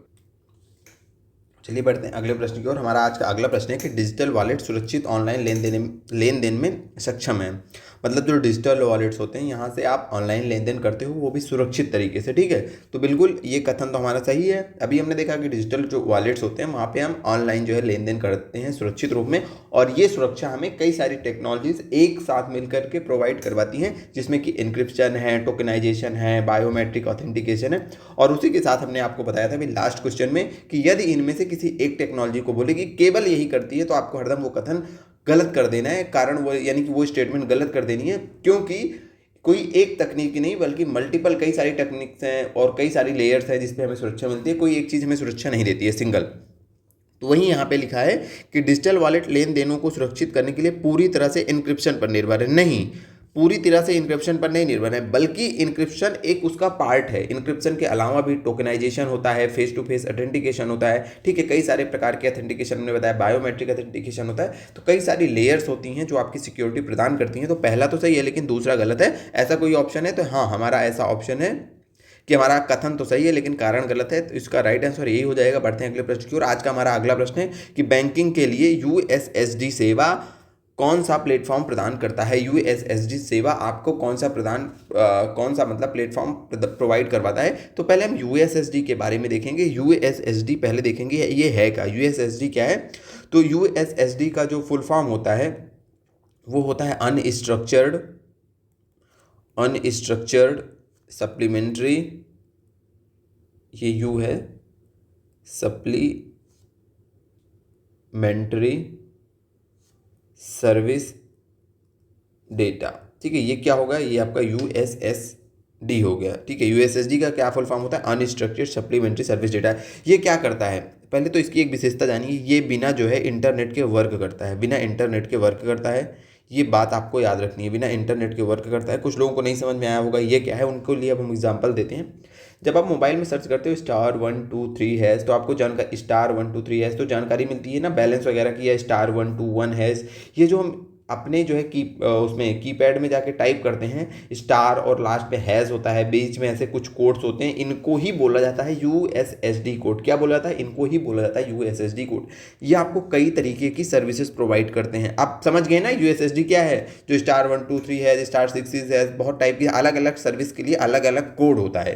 तो ये कोड क्या है आप समझ गए, इसका फुल फॉर्म क्या है आप समझ गए। विशेषता ये है कि बिना इंटरनेट के ये कोड वर्क करते हैं। अच्छा, ये कोड काम क्या करते हैं, जैसे आपको अपने सिम से रिलेटेड चीज़ें चेक करनी है, जैसे टॉक टाइम चेक करना है, बैलेंस चेक करना है, ठीक है, टॉक टाइम, एक सेकेंड, टॉक टाइम आपको चेक करना है मेरा कितना बैलेंस बचा है, तो आप चेक करते हो ना *123 हैज या फिर *121 हैज, कई टाइप की, ठीक है। या फिर आपको जैसे कई टाइप की सर्विसेज लेनी है अपनी सिम से, जैसे मान लीजिए कॉलर ट्यून की सर्विस लेनी है, बहुत टाइप की सर्विसेज आपको सिम आपका प्रोवाइड करवाता है। तो डालते हो तो वहाँ पे आ जाता है ना कई, जैसे मान लीजिए आपने *141 हैज डाला, ये हम उदाहरण बता रहे हैं, जरूरी नहीं है कि ये कोई USSD ही हो, तो वहाँ पे ऐसे लिस्ट आ जाती है कई सारी ऐसे ना, तो उसमें आप मान लीजिए 2 सिलेक्ट करते हो तो वो सर्विस आपकी वो सेवा मिलने लगती है। तो बेसिकली ये आपको सिम से रिलेटेड कई सारी सर्विसेज और प्रोवाइड करवाती है, और साथ में एक USD होती है जिसको बोला जाता है *99 हैज़, जो कि आपको बैंक से रिलेटेड सर्विसेज प्रोवाइड करती है। किससे रिलेटेड? बैंकिंग की सर्विस आपको कौन प्रोवाइड करता है? ये USSD कोड। और इसकी विशेषता क्या है? हमने बताया बिना इंटरनेट के ये चलेगा, तो अगर बैंकिंग की सुविधा आपको प्रोवाइड करेगा तो ये उसमें भी इंटरनेट ये नहीं लेगा, ठीक है। आप ये कोड टाइप करोगे और ये कोड सीधे ही आपके बैंक सर्वर से जो है जुड़ जाता है और सीधे आपको रिस्पॉन्स मिलना शुरू हो जाता है, ठीक है। इसके लिए इंटरनेट की ज़रूरत नहीं होती है। USSD के बारे में ये बात आपको याद रखना है, ठीक है। और ये सरकारी पहल है, तो इस प्रोग्राम को, यानी कि ये जो बैंकिंग वाला USSD है, जो बैंकिंग वाला USSD है, ये सर्विस कहाँ से शुरू हुई? तो इस सर्विस को शुरू किया गया है पेन चेंज कर लेते हैं, NUUP, यानी कि नेशनल यूनिफाइड USSD प्रोग्राम के द्वारा। इस मतलब जो बैंकिंग वाला USSD प्रोग्राम है, ये किसके द्वारा शुरू किया गया है? तो ये शुरू किया गया है नेशनल यूनिफाइड USSD प्लेटफॉर्म, ये जो है आपको बैंकिंग वाला जो USSD का सर्विस है *99 हैज़, वो सर्विस ये प्रोवाइड करता है। ये बात आपको याद रखनी है। यहाँ से आप किन किन चीज़ों की जानकारी ले सकते हो? तो वही चीज़ें हैं, आप मिनी स्टेटमेंट देख सकते हो, बैलेंस चेक कर सकते हो, पैसा ट्रांसफ़र कर सकते हो, ठीक है, बिना इंटरनेट के। आपको ये विशेषता याद रखनी है। तो बढ़ते हैं, हमारा प्रश्न कहा था कि USSD सेवा, अब जितनी चीज़ें हमने बताई है आपको सब आपको याद रखना है, ठीक है। हो सकता है यहाँ से कोई एक क्वेश्चन अभी आया हो, लेकिन नेक्स्ट टाइम जितनी चीज़ें हमने बताई हैं यहाँ से कोई भी एक क्वेश्चन आ सकता है। तो क्या है कि USSD सेवा कौन सा प्लेटफॉर्म शुरू करता है? तो इससे याद आपको क्या क्या करना है? पहले USSD का फुल फॉर्म याद करना है, फिर वो कोड याद करना है कि *99 हैज़ वो कोड है हमारा। उसके बाद यहाँ से तो ये क्वेश्चन पूछा ही है, कौन प्लेटफॉर्म ये सुविधा प्रदान करता है? तो हमने बताया NUUP, मतलब नेशनल यूनिफाइड USSD प्लेटफॉर्म, ये आपको ये सर्विस प्रदान करता है, ठीक है। बढ़ते हैं अगले प्रश्न की ओर। आज का हमारा जो अगला प्रश्न है वो है कि निम्नलिखित में से किन पेमेंट स्टैंडर्ड्स को प्रोसेसर, मेमोरी इत्यादि जैसे विभिन्न कंप्यूटिंग संसाधनों को सारांश के रूप में परिभाषित किया जा सकता है IT के खर्च को कम करने के सबसे आसान एवं प्रभावी तरीके के रूप में? देखो, पहले हम क्वेश्चन आपको समझाते हैं कि प्रश्न क्या कह रहा है। जब प्रश्न आप समझोगे तो आंसर आप अपने आराम से उसका आंसर टिक कर लोगे। तो पहले तो प्रश्न हमारा, उसका आंसर आप समझ लीजिए। आंसर है इसका वर्चुअलाइजेशन, लेकिन हमें पता है कि प्रश्न ही आपको नहीं समझ में आया होगा, ऐसी हिंदी लिखी हुई है। तो देखिए, प्रश्न ये कह रहा है कि एक तकनीक होती है जिसको बोला जाता है वर्चुअलाइजेशन। क्या बोला जाता है? वर्चुअलाइजेशन। ये आपको याद रखना है। ये टेक्निक है क्या? देखिए, वर्चुअल का मतलब होता है आभासी। वर्चुअल का क्या मतलब होता है? आभासी। आभासी का मतलब होता है कि जो चीज़ वास्तविक में नहीं है, नहीं है, उसको मतलब उस चीज़ का देखना, उस चीज़ को फील करना, उस चीज़ को यूज करना, मतलब जो नहीं है वो आपको प्रतीत हो, तो वो उसको बोलते हैं कि ये आभासी है, ठीक है, ये आभासी है। तो कंप्यूटर यानी कि इस फील्ड में हमें आभासी का, वर्चुअलाइजेशन का क्या मतलब है? तो वर्चुअलाइजेशन का मतलब है, इस आप रिलेट करिए कि जो चीज़ नहीं है, जैसे आपके सामने कोई नहीं है और आपको प्रतीत हो कि नहीं वो है, तो हम क्या करेंगे? उसका आभास हो रहा है हमें, ठीक है। आभास का मतलब उसको आप देख रहे हो, हालांकि वो है नहीं, ठीक है। तो वो होती है आभासी चीज़ें, ठीक है, जो मतलब वास्तविकता में नहीं एग्जिस्ट करती हैं। तो कंप्यूटर के क्षेत्र में क्या मतलब हो गया वर्चुअलाइजेशन का? ठीक है, तो इसका मतलब होता है कि जैसे कंप्यूटर में बहुत सारे होते हैं, हार्डवेयर होते हैं, तो इसका सीधा सा मतलब है कि कंप्यूटर में कोई फिजिकल हार्डवेयर है, कोई हार्डवेयर है एक, ये वास्तविक है, ठीक है, ये हार्डवेयर आपका वास्तविक है। अब लेकिन आप इस हार्डवेयर को कई सारे हिस्सों में बांट देते हो, मल्टीपल हिस्सों में बांट करके उसका यूज करते हो, तो इसे ही बोलते हैं वर्चुअलाइजेशन। वर्चुअल यूज कर रहे हो आप इसका क्या यूज कर रहे हो? वर्चुअल यूज कर रहे हो। जैसे उदाहरण आपको देते हैं, जैसे मान लीजिए आपके पास कोई है, एक आपका कंप्यूटर है, ये इसमें विंडोज़ बेस्ड है ये, और इसमें विंडोज़ 11 आप यूज कर रहे हो, ठीक है, विंडोज़ 11 यूज कर रहे हो, ठीक है। अब इसी कंप्यूटर में ये आपका एक हार्डवेयर है जिसमें कि आप क्या यूज कर रहे हो? जिसमें आप यूज कर रहे हो विंडोज़ 11। अभी इसी कंप्यूटर में बहुत सारे, अच्छा, वर्चुअलाइजेशन के लिए इसे डायरेक्ट नहीं होता है कि आपका वर्चुअलाइजेशन शुरू हो गया, ये हार्डवेयर है ना, तो हार्डवेयर के बाद किसी एक सॉफ्टवेयर की ज़रूरत होती है जो कि आपको वर्चुअलाइजेशन की सर्विस प्रोवाइड करता है। तो कई सारे सॉफ्टवेयर होते हैं। अभी हमारा फोकस है कि बस इतना बताना कि बीच में एक सहायक की ज़रूरत होती है जिसको कि सॉफ्टवेयर बोलते हैं, ठीक है। तो जैसे मान ले हमने बोला कि आपका विंडोज़ 11 बेस्ड एक लैपटॉप है, लेकिन आपको कुछ काम जो है एक अलग ऑपरेटिंग सिस्टम है जिसमें लाइनक्स बोलते हैं, उस पर करना है, ठीक है, लाइनक्स पे करना है। तो अब आप अपनी इसी मशीन में कई सारे सॉफ्टवेयर आते हैं जिनके माध्यम से आप जो है अब इसी मशीन को आप इसी में लाइनक्स भी इंस्टॉल कर सकते हो। तो जब मन हो विंडो चलाओ और जब मन हो लाइनक्स चलाओ उस सॉफ्टवेयर के माध्यम से। अब आपका हार्डवेयर एक है, लेकिन उसको दो अलग अलग कामों में हमने विभाजित कर दिया। विंडोज़ के लिए भी वो काम कर रहा है, लाइनक्स के लिए भी काम कर रहा है। वर्चुअल रूप में इसमें मोबाइल का भी, जो मोबाइल एंड्रॉयड पे चलता है ना मोबाइल, तो एंड्रॉयड का भी हम इसमें कोई जो है सॉफ्टवेयर इंस्टॉल कर सकते हैं वर्चुअलाइजेशन के द्वारा। कई लोग यूज़ भी किए होंगे। तो ये कहलाती है वर्चुअलाइजेशन। ये वर्चुअलाइजेशन का एक उदाहरण है। मतलब हमारा हार्डवेयर एक है, लेकिन उसको मल्टीपल हिस्सों में बांट करके उसको कई तरीके से उसका यूज करना है। इससे होता क्या है ना, इफिशियंसी आपकी बढ़ जाती है। इस तरह होता कि मान लीजिए वो लैपटॉप है, आपको एक और लैपटॉप खरीदना पड़ता तो आपका पैसा ज़्यादा लगता, ठीक है। अगर एक लाइनक्स के लिए अलग लैपटॉप खरीदें, विंडोज़ के लिए अलग लैपटॉप खरीदें, तो आपका दुगना पैसा लगता। और हो सकता है कि इस हार्डवेयर में उतनी रैम, उतनी रोम, उतनी हार्ड डिस्क है कि ये दोनों को हैंडल कर सकती है। तो लेकिन जब आप विंडोज़ चला रहे हो तो उसको जो है मान लीजिए 50% ही यूज़ कर रहे हैं, 50% कैपेसिटी नहीं यूज़ कर पा रहे हैं, तो हमने लाइनक्स भी उसी में दोनों चीज़ें यूज़ किए। तो मैक्सिमम हमारे हार्डवेयर का मैक्सिमम यूज़ होता है। मतलब जो हमारा रिसोर्स है वो कम लगता है और हमें जो है हमारा पैसा कम खर्चा होता है और हमारी जो ज़रूरतें होती हैं वो क्या हो जाती हैं, पूरी हो जाती हैं वर्चुअलाइजेशन के माध्यम से। ये है वर्चुअलाइजेशन का एक उदाहरण। वर्चुअलाइजेशन के लिए केवल यही एक चीज़ नहीं है, वर्चुअलाइजेशन के लिए बहुत सारे एग्जाम्पल्स हैं। जैसे देखिए, हमने ये तो आपको एक बताया कि आप एक ही लैपटॉप में दो जो है ऑपरेटिंग सिस्टम ओएस इंस्टॉल कर सकते हो। एक ये उदाहरण है। दूसरा उदाहरण होता है, जैसे देखिए, जो क्लाउड कंप्यूटिंग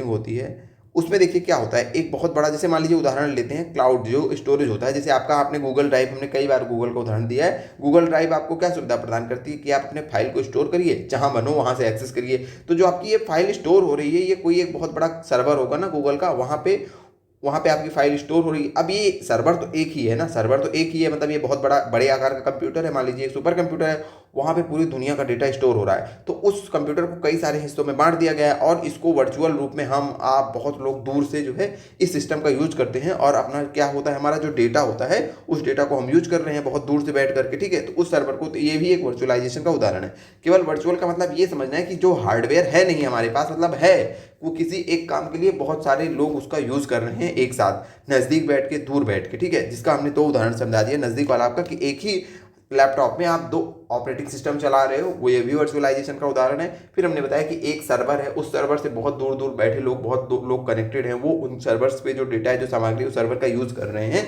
तो ये प्रक्रिया होती है आपका वर्चुअलाइजेशन। बस इतनी बातें आपको याद रखनी है। अब देखिए, आप क्वेश्चन को समझते हैं। कह रहा है कि निम्न में से किन पेमेंट ट्रेंड्स को प्रोसेसर, मेमोरी इत्यादि जैसे विभिन्न कंप्यूटर संसाधन, मतलब जो प्रोसेसर है, मेमोरी है आपका, जो आपका कंप्यूटर के संसाधन को सारांश रूप में परिभाषित किया जा सकता है, जो आईटी के खर्च को कम करने का सबसे प्रभावी तरीका है। तो वही बताया ना कि आप वर्चुअलाइजेशन करिए तो आपका जो एक सिस्टम है वो कई सारा काम एक साथ करेगा। मतलब हमने बताया ना कि जैसे आपका एक लैपटॉप है, सिद्धार्थ उदाहरण, उसमें हमें दो चीज़ों का काम है, लाइनक्स भी यूज करना है, विंडोज़ भी यूज करना है। तो अब क्या होगा, हमें दूसरा सिस्टम, दूसरी मेमोरी, दूसरा प्रोसेसर, यानी कि दूसरा पूरा का पूरा लैपटॉप खरीदने की जरूरत नहीं पड़ेगी, जिससे कि हमारा खर्चा बचेगा। होगा क्या कि हमें किसी एक सॉफ्टवेयर की जरूरत पड़ेगी जो कि हमें वर्चुअलाइजेशन की सुविधा देगा और उसके माध्यम से हम उसी में लाइनक्स इंस्टॉल कर लेंगे। तो वो प्रक्रिया हमारी कहलाती है वर्चुअलाइजेशन। ये बात आपको याद रखनी है, ठीक है। बस इतनी चीजें। आगे बढ़ते हैं। आज का जो हमारा अगला प्रश्न है वो क्या है, वो है कि भारत में कौन सी डिजिटल पहल सार्वजनिक स्वास्थ्य डेटा का प्रबंधन करने और कोविड-19 महामारी को ट्रैक करने के लिए एआई और बिग डेटा एनालिटिक्स जैसी तकनीकोों का यूज करती थी। ये आपकी पहल थी Aarogya Setu.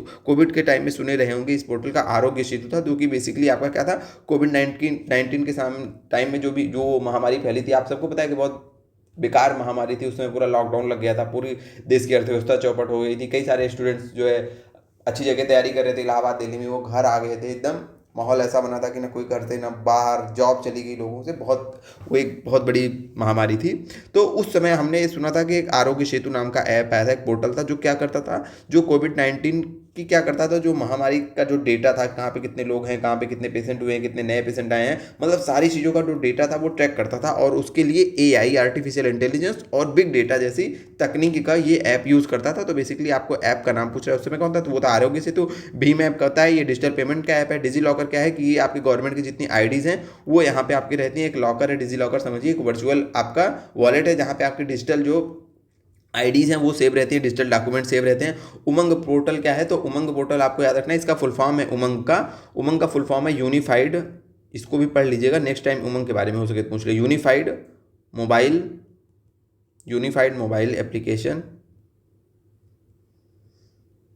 For new age governance, ये क्या है? तो इसको याद रखना है कि ये जो आपका उमंग पोर्टल है, ये आपको जो है केंद्र और राज्य की जैसे कई सारी सेवाएं हैं, आधार कार्ड से रिलेटेड, पैन कार्ड से रिलेटेड, कई सारी मतलब सेंट्रल गवर्नमेंट और स्टेट गवर्नमेंट की कई सारी योजनाओं को एक विंडो पर, इस एक पोर्टल पर आपको ये प्रोवाइड कराता है। ये उमंग पोर्टल जो है, इसका नाम आप फुल फॉर्म में याद रखना है, unified mobile application for new age governance. और ये करता क्या है? ये तो केंद्र और राज्य की कई सारी जो सेवाएं हैं उनको एक ही स्थान पर आपको उपलब्ध कराता है। कौन उपलब्ध कराता है? उमंग पोर्टल। डिजी लॉकर के बारे में पता ही है आपको, भीम के बारे में पता ही है, आरोग्य सेतु जो है वो हमने आपको बता दिया।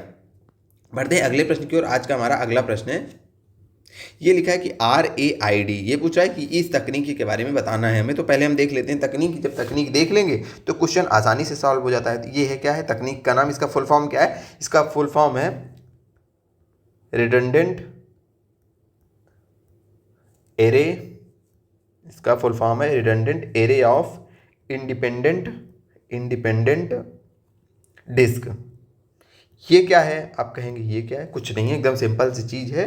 दिमाग में रखिए कि ये है एक तकनीक, इसमें जो है एक से ज़्यादा, याद रखना है, एक नहीं है, एक से ज़्यादा मतलब कई सारी, क्या कई सारी? हार्ड डिस्क ड्राइव, कई सारी आपके हार्ड डिस्क को आपस में जोड़ दिया जाता है, आपस में जोड़कर उनका यूज़ किया जाता है। जिससे होता क्या है? जोड़कर उनका यूज़ किया जाता है, मतलब एक हार्ड डिस्क नहीं, कई सारी हार्ड डिस्क को आपस में कनेक्ट कर दिया जाएगा। इससे फ़ायदा क्या होगा? इससे फ़ायदा ये होगा कि भाई हमारा कंप्यूटर तेज हो जाएगा। मान लीजिए 250 GB की है तो उसकी कैपेसिटी बढ़ जाएगी, कई सारी हार्ड डिस्क जुड़ जाएंगी तो कंप्यूटर क्या हो जाएगा?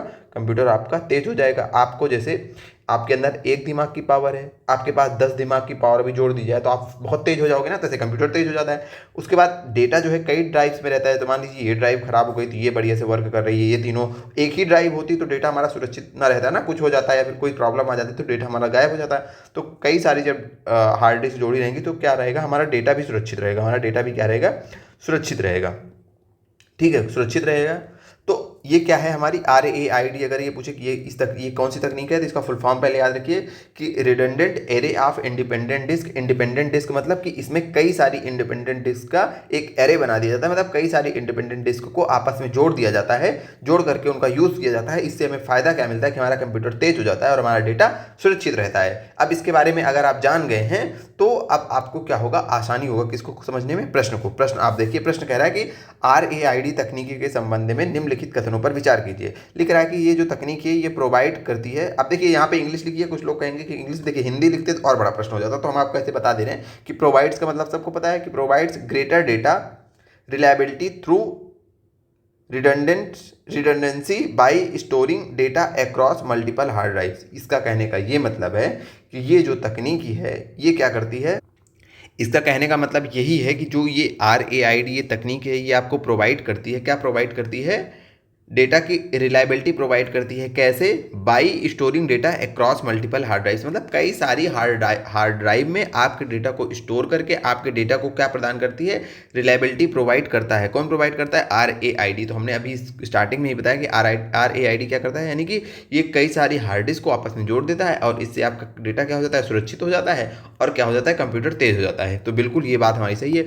दूसरा कह रहा है कि RAID हेल्प्स जो है हेल्प करता है कहाँ में? Eliminate single point of failure and reduce the risk of data loss. हाँ, सिंगल पॉइंट कह रहा है कि एलिमिनेट मतलब हटाता है। क्या हटाता है? सिंगल पॉइंट ऑफ फेलियर, मतलब एक पॉइंट के फेल हो जाने पे reduce the risk of data loss. हमने बताया ना कई सारी डिस्क हैं, तो RAID कई सारी आपकी जो है हार्ड ड्राइव कनेक्टेड है, तो इसमें अगर एक खराब भी हो जाएगी तो आपका पूरा सिस्टम नहीं खराब होगा, आपका डेटा नहीं गायब हो जाएगा, क्योंकि बाकी मान लीजिए 4 जुड़ी हैं, बाकी 3 तो काम कर रही है ना।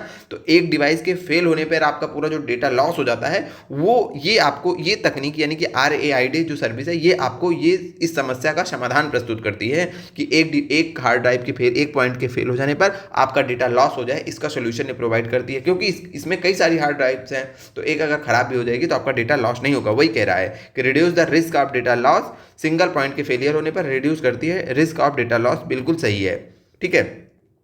तीसरा कथन का है कि ये जो सिस्टम है can increase read write through put and overall storage capacity ठीक है। ये क्या करता है कि हमने बताया कि ओवरऑल स्टोरेज कैपेसिटी आपकी बढ़ा रहा है और रीड राइट को इंक्रीज कर रहा है, मतलब कुल मिला के स्पीड बढ़ा रहा है आपके कंप्यूटर की और स्टोरेज कैपेसिटी तो बढ़ी जाएगी भाई। मान लीजिए 1 1 GB की थी, एक थी, अब 4 जोड़ दिए तो 4 TB हो गया, सॉरी 1 1 TB की अगर रही होंगी सारी हार्ड डिस्क, 4 हो गई तो 4 TB की हो गई। तो हमने ये सारी चीज़ें आपको इसी 2 लाइन में बता दिया है, उसी 2 लाइन का ये यहाँ पे लिखा है, चीज़ें सारी लिखी हुई हैं। तो अगर आप ये दोनों चीज़ें पढ़ लेंगे तो क्वेश्चन आराम से सॉल्व कर लेंगे अभी के लिए और आगे के लिए भी, तो इसका तीनों हो जाएगा सही। और यहाँ पे इसकी हिंदी में भी ये पूरा पॉइंट यहाँ पे लिखा है कि RAID तकनीक क्या है, डेटा को कई ड्राइव पर स्टोर करती है जिससे विश्वसनीयता, यही है आपकी, ठीक है, रिलायबिलिटी यानी कि विश्वसनीयता बढ़ती है। हमने बताया विफलता के बिंदु खत्म हो जाते हैं। विफलता के बिंदु मतलब कि एक हार्ड डिस्क खराब हो जाएगी तो आपका पूरा डेटा खराब हो जाएगा। देखिए यहाँ पे लॉजिकल वैल्यू कई सारी आपकी हार्ड डिस्क जोड़ दी गई, ठीक है। अब इससे क्या होगा कि एक जगह डेटा नहीं स्टोर होगा, सब जगह स्टोर होगा। एक काम करना बंद कर रही है तभी जो है आपकी डिवाइस बढ़िया से काम कर रही है। स्टोरेज बढ़ जाएगी, 4 जुड़ गई हैं तो स्टोरेज भी आपकी बढ़ जाएगी, रीड राइट स्पीड भी बढ़ जाएगी, डेटा की विश्वसनीयता भी बढ़ेगी क्योंकि डेटा जल्दी खराब नहीं होगा। समझ गए चीज़ें आपकी, ये तकनीकी क्या है, ठीक है। बढ़ते हैं अगले प्रश्न में। आज का हमारा अगला प्रश्न है कि निम्नलिखित में से कौन सा डिजिटल लेजर है जिसमें कि क्रिप्टो करेंसी, ये क्रिप्टो करेंसी जो है गलत लिखा है, ये ऐसे लिखा जाएगा क्रिप्टो करेंसी। वैसे अब इसको बताने की जरूरत तो है नहीं, आप लोग इतना तो जानते ही हैं, करेंसी, ठीक है, क्रिप्टो करेंसी।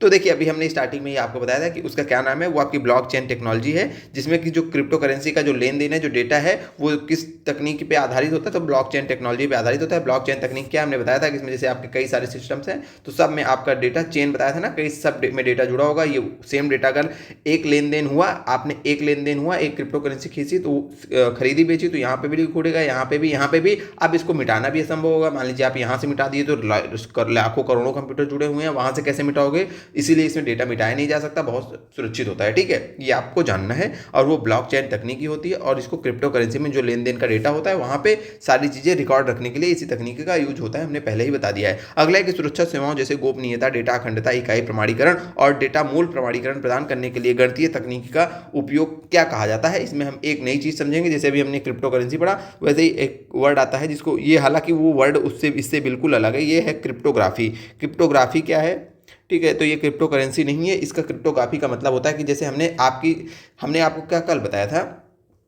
कल क्या बहुत सारी क्लास में बताया हो दिया है कि जो आपका डेटा होता है ना, वो जो सुरक्षित होता है वो इंक्रिप्शन, वो सॉफ्टवेयर, वो सर्विस जो आपको डेटा को सुरक्षित करती है उसको क्या बोला जाता है, डेटा को सुरक्षित करना, कि डेटा को इनक्रिप्ट करना। इनक्रिप्ट मतलब इंक्रिप्शन कहलाता है। इंक्रिप्शन का क्या मतलब है कि जैसे हमने एक सूचना भेजी कि राम एक विद्यार्थी है, ये मेरा एक डेटा है कि राम एक विद्यार्थी है, तो ये अब इस सूचना को क्या करेगा, सिंबल्स में अपना जो भी जैसा भी हो उसको कुछ ऐसे सिंबल्स में तोड़ देगा कि ABCD। ये होता है डेटा का इंक्रिप्शन। डेटा जैसा है वैसा नहीं दिखेगा, रहेगा वही, डेटा वही है लेकिन दिखे कोई और देखेगा तो उसको समझ में नहीं आएगा क्या है, ये कहलाता है इंक्रिप्शन। और फिर इस डेटा को इस रूप में लाना क्या कहलाता है, ये डिक्रिप्शन कहलाता है। क्या कहलाता है, डिक्रिप्शन कहलाता है। जैसे मान लीजिए आपने हमको मैसेज भेजा व्हाट्सएप से, कुछ भी मैसेज भेजा, तो वो आपके मोबाइल से जब चलेगा तो इनक्रिप्ट होकर चलेगा। आपने भेजा हाय तो आपके मोबाइल से हाय जैसे ही निकलेगा ना, वो अपना रूप चेंज कर लेगा, ABCD के फॉर्म में आएगा, फिर आया, ये कहलाएगा इनक्रिप्शन यहाँ पे, ठीक है।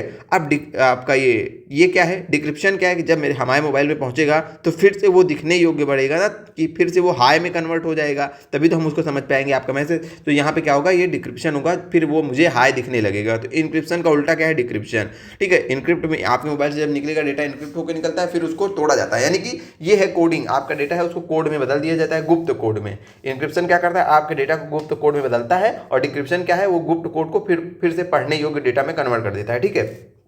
ये आपको याद रखनी है ये बात। और यही क्या कहलाता है, क्रिप्टोग्राफी कहलाता है। मतलब जो आपकी जानकारी है, जो आपका डेटा है, उसको गुप्त कोड में बदलना, और फिर उसको जो है क्यों गुप्त कोड में बदलना, ताकि उसको कोई अनजान व्यक्ति पढ़ ना पाए, ठीक है। और ये पूरी तकनीक जो है डेटा ट्रांसफर की, ये जो है कि पहले इनक्रिप्शन और डिक्रिप्शन, इन दोनों को जब हम सामूहिक रूप से शामिल कर लेते हैं तो इस पूरे क्रम को क्रिप्टोग्राफी बोला जाता है। यानी कि आपके डेटा को सुरक्षित एक स्थान से दूसरे स्थान पर गुप्त कोड में बदल के पहुंचाना, वो क्या होता है, क्रिप्टोग्राफी कहलाता है। इसकी विशेषता क्या होती है, अच्छा, जब आपके डेटा के स्वरूप को बदल दिया गया, उसको गुप्त कर दिया गया, तो सबसे बड़ी बात है कि आपके डेटा की गोपनीयता बढ़ गई, कोई और इसको पढ़ नहीं पाएगा। जो भेज रहा है और जो रिसीवर है, केवल वही दोनों लोग जान पाएंगे कि डेटा क्या है, तो गोपनीयता बढ़ जाती है। गोपनीयता के अलावा अखंडता बढ़ जाती है। क्या बढ़ जाती है, अखंडता बढ़ जाती है। अखंडता मतलब कि डेटा के साथ कोई छेड़छाड़ नहीं कर सकता। डेटा के साथ क्या नहीं हो सकता, डेटा के साथ कोई छेड़छाड़ नहीं हो सकती, कोई छेड़छाड़ नहीं हो सकती, बिल्कुल।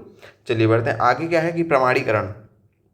प्रमाणीकरण का क्या मतलब है, प्रमाणीकरण का मतलब है कि जब भी डेटा हमने बताया कि गोपनीयता रहेगी, आपने जो भेजा हाय वो हाय हम देखें, बीच में ये इनक्रिप्ट रहेगा, तो कैसे ये जो है पता भी तो कर होना चाहिए कि कौन है यूज़र, कौन कौन भेज रहा है, कौन ग्रहण कर रहा है। तो क्या करता है, ये चेक भी करता है, यानी कि यूज़र यानी कि जो प्रेषक है जो डेटा भेज रहा है, और जो प्राप्त करता है उसको भी सत्यापित करता है कि ये वही है कि नहीं है। जब और ये प्रक्रिया क्या कहलाती है, प्रमाणीकरण आपका कहलाती है, इसको भी सत्यापित करता है। तो इसकी विशेषता क्या है क्रिप्टोग्राफी की, कि गोपनीयता, अखंडता और प्रमाणीकरण की सुविधा आपको प्रोवाइड करता है। अब हम आते हैं अपने प्रश्न के ऊपर। आप प्रश्न देखेंगे तो आप आराम से वो क्या कर लेंगे, सॉल्व कर लेंगे। प्रश्न क्या है कि सुरक्षा सेवाओं जैसे गोपनीयता, डेटा अखंडता, इकाई प्रमाणीकरण और डेटा मूल प्रमाणीकरण प्रदान करने के लिए किस गणितीय तकनीक का यूज किया जाता है, उसको क्या कहते हैं, तो उसको क्या कहते हैं, क्रिप्टोग्राफी कहते हैं। क्रिप्टोग्राफी के बारे में हमने बताया। देखिए यहाँ पर क्या आपका प्लेन टेक्स्ट है वो लॉक हो जाएगा, फिर यूजर के पास जाएगा, वो उसको पढ़ेगा, और ये सारी चीज़ें क्या होती हैं, ये आपकी क्रिप्टोग्राफी कहलाती है। यानी कि डेटा को जो है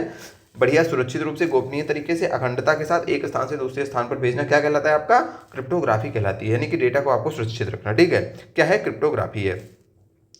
अगला हमारा फिर वही प्रश्न आ गया कि हमें कॉलम ए कॉलम बी को क्या करना है, मिलान करना है।